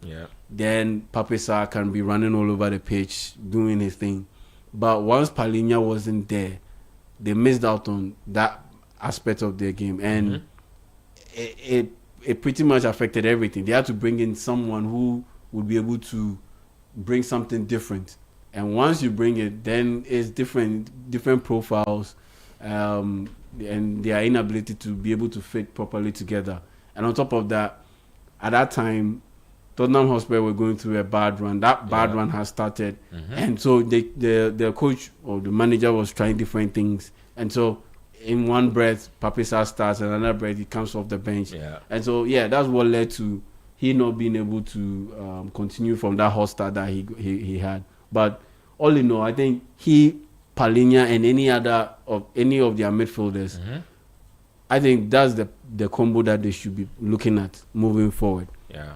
Palhinha and Papisa should be staples in that midfield as starters. I then you can bring in maybe someone who's a bit more creative in that midfield. Let's say Xavi Simons or something. I was about to say, I think it's the how to call it, the domino effect of what you were talking about with Xavi Simons, and realizing that he can't be fit into the team out wide. Yeah. Because he would have preferably liked to maybe play his 3 solid midfielders, and then if he had 2 better forwards, Sa has a really good chance here. But he missed that. But if he has I would think that he would have alternated it in a way where he would play maybe he'll play 3 solid midfielders, and then he play Xavi Simons behind them, and then play him off 2 forwards. Yeah. But he seems insistent on wanting to go with the front 3, and with the front 3, I think Xavi isn't able to have that same effect. So bringing him into midfield means that someone has to lose their position. Like I said, Palhinha came off the bench today too. He looks like he's back. So we have a goal. Everton have scored a 3rd goal. KDH, you know who that is? Wow, he's been on a really good run. You know who that is? KDH. He says that whether you like it or not, his acronyms have come to stand. Kenan Dewsbury Hall scored a 3rd goal for Everton. Just quick thoughts on that. You're just making a point about him. He's been on a good run. I remember that under goal. Southgate, you would have had the chance to go to the World Cup. Probably. Maybe. About Portugal, no, he's not good. You can never say never, but under Tuchel, I don't see him going. Anyways, I remember that goal he scored against Man United. It was just a brilliant goal, and it showed you the kind of confidence that this guy is playing with right now. Moved the ball, ran through the middle with his left, then shifted it onto his right foot and managed to bend it into the net. And he's in good form. He's in that place where he's been played extensive minutes consistently, and he gets to be himself like he was when he was playing for Leicester City. And so once you're playing with those kind of guys, more or less, like, I wouldn't say rejects, but players who were I mean with Chelsea, like we said, there's no rejects. It's just players who weren't able to break into their team, because he's one of those, like, he's not that different. Time. Yeah, he needs time, but he's not that different from Bonanotte or one of these, like, players that you say. He's one of those guys that needs time to be able to, for you to see his value. And unfortunately at Chelsea, they don't have that kind of time. And some way, somehow, even if you don't play well, they make a profit on you. They made a profit selling him. And on top of that, really good money. And on top of that, he's not necessarily a guy that fits the Chelsea mood, but he's a guy that fits the Everton mood, because what he brings to the Everton, they appreciate it more than what Chelsea fans or Chelsea as a whole would, because they believe like you must be extra. But he's not that kind of guy. But what he brings to Everton, it works, and you can tell that the confidence is just oozing out of him with every touch. And this goal will just get him to be even more confident and play better for Everton. So that's a good thing going on. So that's him doing his thing there. Or we probably call him the Declan Rice of Andre Pirlo. But to score 3 goals in 4 games I think is pretty good for, especially when Grealish was the one who was holding that team down in terms of goal contributions at the start of the season. So for him to come in and settle in and be able to contribute is quite good. And it's timely because Everton, their strikers are in scoring. I mean, Barry and Beto. So B&B. Yeah, B&B, they are more Beto and Barry, they are not scoring. yeah. So it's their midfielders who have to score. I mean, I think James Garner has also chipped in a couple of goals. And then there's Ghana Gay with the occasional odd goal and the occasional beating of his own player. Ghana Gay. It's also interesting to know that he went from Leicester, or teams that were blue, from Leicester to Chelsea to Everton. Yeah, all I don't know how much of a factor that was in him signing for Everton. But like he said, I think he's fitting really there. Yeah. I also like the Everton approach this summer of just going for creative players. I haven't seen a lot of Tyler Morton. I mean Tyler Diblin. Yeah, which is a little disappointing given how highly rated he was from Southampton. Yeah. I thought like a relegated team should not hold this over you, that you should pay this amount of money for a player who is I didn't think he was going to be in as high demand as they thought, because I felt like most of the noise of how good Tyler Diblin was coming from Southampton affiliated people who were just trying to rack up the price a little. Yeah. And so far it looks like he hasn't been able to have an impact on the team. But the other ones they signed, Grealish, I think they are covering a bit of Grealish's salary. If not, I don't think they'll be able to cover all. No, they can't do that. they don't even have the tools. I don't think they can cover all of Grealish's salary. Whether or not they want to make the move permanent will also depend on whether he's also willing to reduce his wages. Otherwise, he's coming on his Man I think City. he will reduce his wages, and because you can tell that he's happy. No, but like you have the example of, we're talking about it last week. The Leeds boy, the midfielder who played Calvin Phillips. Yeah. If you don't have a team that is willing to match your demands, you can sit there. Maybe if you get one appearance, you scrape a trophy or a medal. He has no reason to. I mean, it's Man City. Like, he's 29, getting to 30. I get that. He's had all the experience. He's captained his boyhood club from the Championship to the Premier League. He's like, you get me. He's played in the Premier League with them. Now he's gone to Man City, and he's even gone back to Everton to have that experience. Shall they stay at Man City, gather up a few racks, get some trophies? I know. You get me? And it seems like the ideal thing to do. This year, I get it. You need a World Cup. Fine. Yeah, go and but play I and get a think World Cup.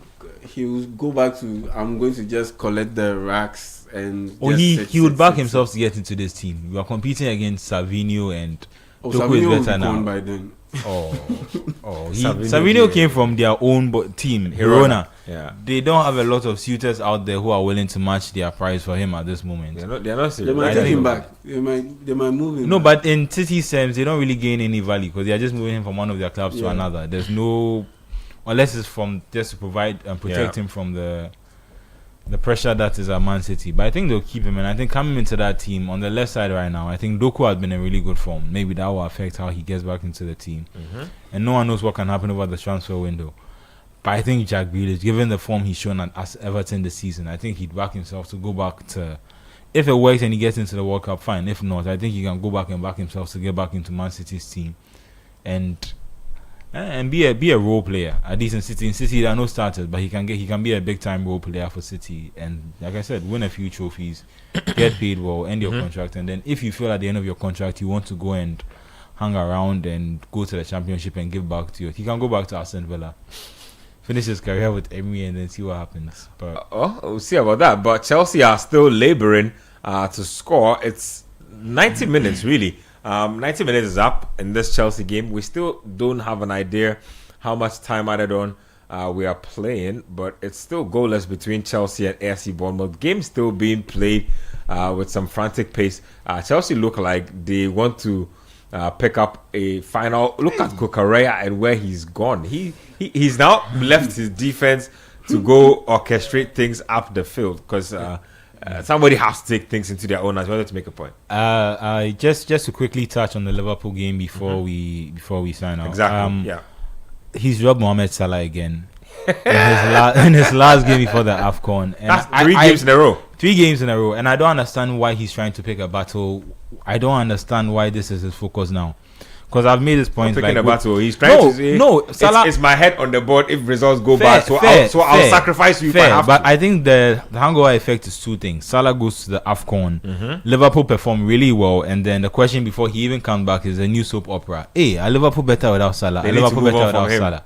If they go and they don't perform well, I think he'll be sacked before Salah even gets back. So it's regardless. No, it's a double-edged sword, definitely.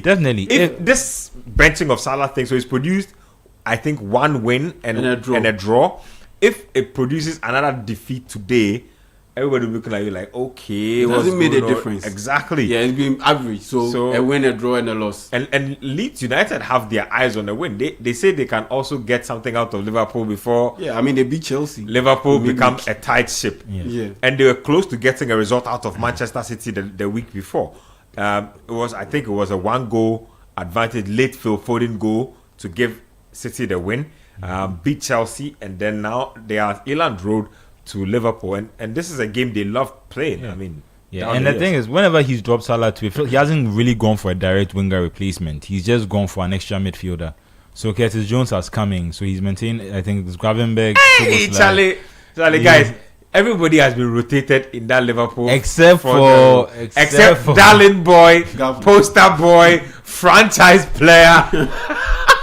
Even Isak has been playing for Getiki. But Gakpo will not let go of that left wing spot. And I feel like he's tried everything but Gakpo. Chiesa is in there. Chiesa is not in there. Something else, man. Chiesa is not in there. Chiesa is not in there. He's been benched. What? He's playing this vet thing where it's like, Chiesa I don't know if saving them from conceding that second goal. Why is Liverpool putting everybody through this?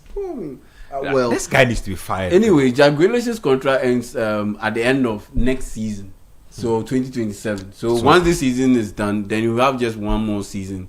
Yeah, I think that's what then what you said will be possible. Just go sit out the entire season. If they use you, fine. If they don't use you, fine. Pick up the check. After a year, and after a year, you become a free agent. Then you can sign and pick up more money as a free agent. That's why I think if he means it, he should go back to either Aston Villa or go back to one of those clubs and then see if he can still. Yeah. Because I'm not sure if there'll be a big offer from a big club that's going to match your. He's done. His days of taking big money. Yeah. So he was the first Premier League £100 million player. He can live off that. Crazy. I wonder what the signing on fee for that kind of deal is, because if you are getting 100 million, you're getting a signing on fee probably over 10 million.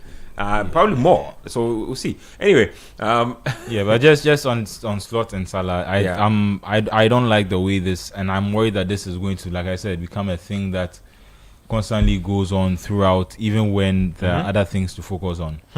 Like other things to focus on. Oh no, that's what I'm saying. So we are trying to win games. Salah is on AFCON, and then we have about 2 fit defenders. If you take out Gomez, who January is around the corner, so. Yeah.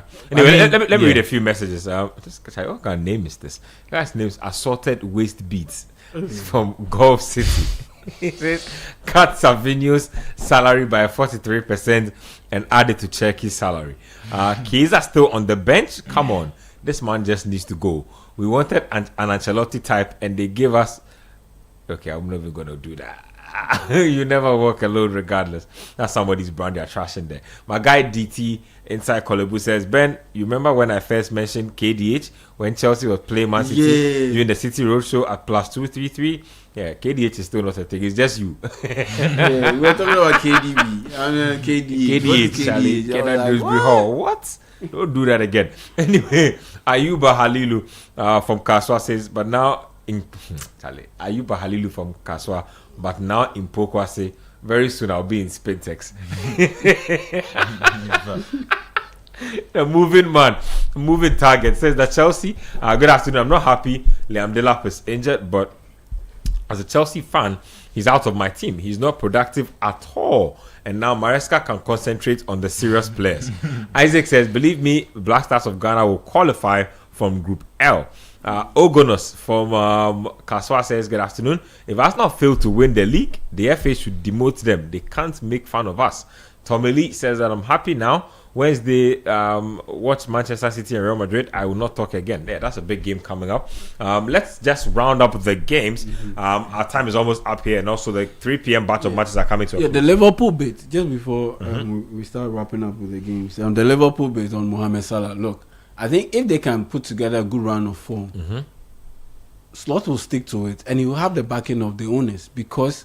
I think you'll just be doing that thing where things are not going well for me, and rather than adapt, I'm going to be really stubborn and do what I think will work for me. I think it will just be another exemplification of that. Why would the owners who just gave him a new 3-year contract, 400,000, they didn't want to extend his contract. Salah was talking the whole season. I don't know if they'll. In fact, I think that is the big elephant in the room, because the owners didn't want to give him that money because they and are now American. your form has dropped off right after we gave you the money. Because they are American owners, and you know how they run their sports leagues. They always want to. Always want to ship you off a year before you go bad. They always want to ship you off a year before you go bad. And the hesitancy that preceded they extending Van Dijk and Mohamed Salah's contract, per what we've seen so far, that's why it made them look so good. This is why they were hesitating. I was telling somebody that's why Hughes and what's his name, the other guy, Edwards are still at post, because I think for John W. Henry, those guys will have to come forward and say, you know what, sir, I don't think this slot project will work anymore. But the two of them have spent a lot of time taking credit for Jurgen Klopp's success, that they, after going to buy all these players, if they come and tell him that this thing won't work, plus they probably negotiated that Salah deal, gave him all that money. So now if you go and say that, I mean, but Salah was never going to increase his contract without going upwards. that's what I'm saying. So either which ways, if they go and make that claim, it's like no, but now the two of you, your decision making is questionable. Yeah, but now a lot of teams have fired their sporting directors recently. Yeah, like Arsenal have let their guy go. Monchi has been let go by Aston Villa. Like there's a lot of moving around in those. But areas, then now you have the alternative where they say they won't give Salah the contract. He goes to Saudi Arabia. He looks like he's having really good form, and then Liverpool are struggling. Liverpool could have collected 100 million from him. It would have been justified. I mentioned this point last season. No, but that's when his contract was expiring last season. It was a season before that they were. Either which ways, even if they got 80 million from Salah, that's a truckload of money for a player north of 30. I mean, come on. The form he was in last season, the first half of last season. No, the form. Nobody's even questioning the form. But I'm saying that Salah is in the kind of situation where if you get a big money offer for him and you don't take it, you might not get that money again. I said this last season, and people thought I was crazy. No, that's the truth. Liverpool, take the money, let him move. You might never get that money again, because at the end of the day, you are not getting that money, and it's diminishing returns. These days, he's not scoring, and it's compounding the problem that he's from the end of last season. Even before last season, and it's compounding the problem that he's had over the past 2 seasons, where because of his diminishing physicality, he's not able to track back and help out defensively. So there's always a gaping hole down that side. Well, I have news for you. So when you look at the table is taking very interesting shape. Very interesting shape. Look, let me go through the scores real quick, and then I'll give you an idea of the table. So Chelsea's game has ended goalless. Boring game. Everton 3, Forest 0. Man City 3, Sunderland 0. Sunderland picked up a red card in that game as well. Newcastle 2, Burnley 0. That game is in its final stages. Spurs have won 2-0. The Liverpool leads to come. But when you look at the table, the Premier League table, that is, which is a live table, Arsenal top 33, Manchester City second, 31 points. City have won 4 of their last 5 matches. Their next game is what is tricky. They play Crystal Palace. That's a difficult game. But Aston Villa are third. Villa have won their last 5 Premier League games. 5 in a row. 5 wins to get to where they are. So they are not playing around. Really good form. Chelsea are 4th. Everton are 5th on the table. They have 3 wins in their last 5 as well. So Everton doing really good on a sneaky side. Palace are falling out to 7th Sunderland, 8th Spurs, 9th Brighton, and 10th Newcastle. It's all really crowded in that space. One win can propel you to greater heights. Well, Burnley have gotten 1 back in their game against Newcastle, so it's 2-1. Yeah, I mean, like we said, all the way down to Liverpool. It's just 3 points all the way from. I like the way you are fighting for Liverpool. Chelsea are title contenders. Yeah. Liverpool are 3 points behind Chelsea, even though they have been disastrous. Which is why Man United fans are so frustrated, because per the way it has shaped up, if they had picked up a win in midweek, and pick up a win tomorrow, will be top 4. They will be top 4. Facts. It's there. It's there for the taking. But they are messing up. So that's what it is. So when you go lower table, United are 11th, Liverpool 12th, Bournemouth 13th, 14th Brentford, 15th Fulham, 16th Forest, 17th Leeds, 18th West Ham, 19th Burnley, and 20th Wolves. So that's how it is. With the matches that have been played today. That's our show. Really today, Benjamin Nketia, you had Manuel Kwachi and Yahweh Jamie. Thanks to Daniel Squashe for Hans in the studio, and all of you guys for sending in messages, and also shout outs to our YouTube community. Same time tomorrow, we'll be back on your screens with the Republic of Football. Until then, keep your dial right here. Keep doing the listening.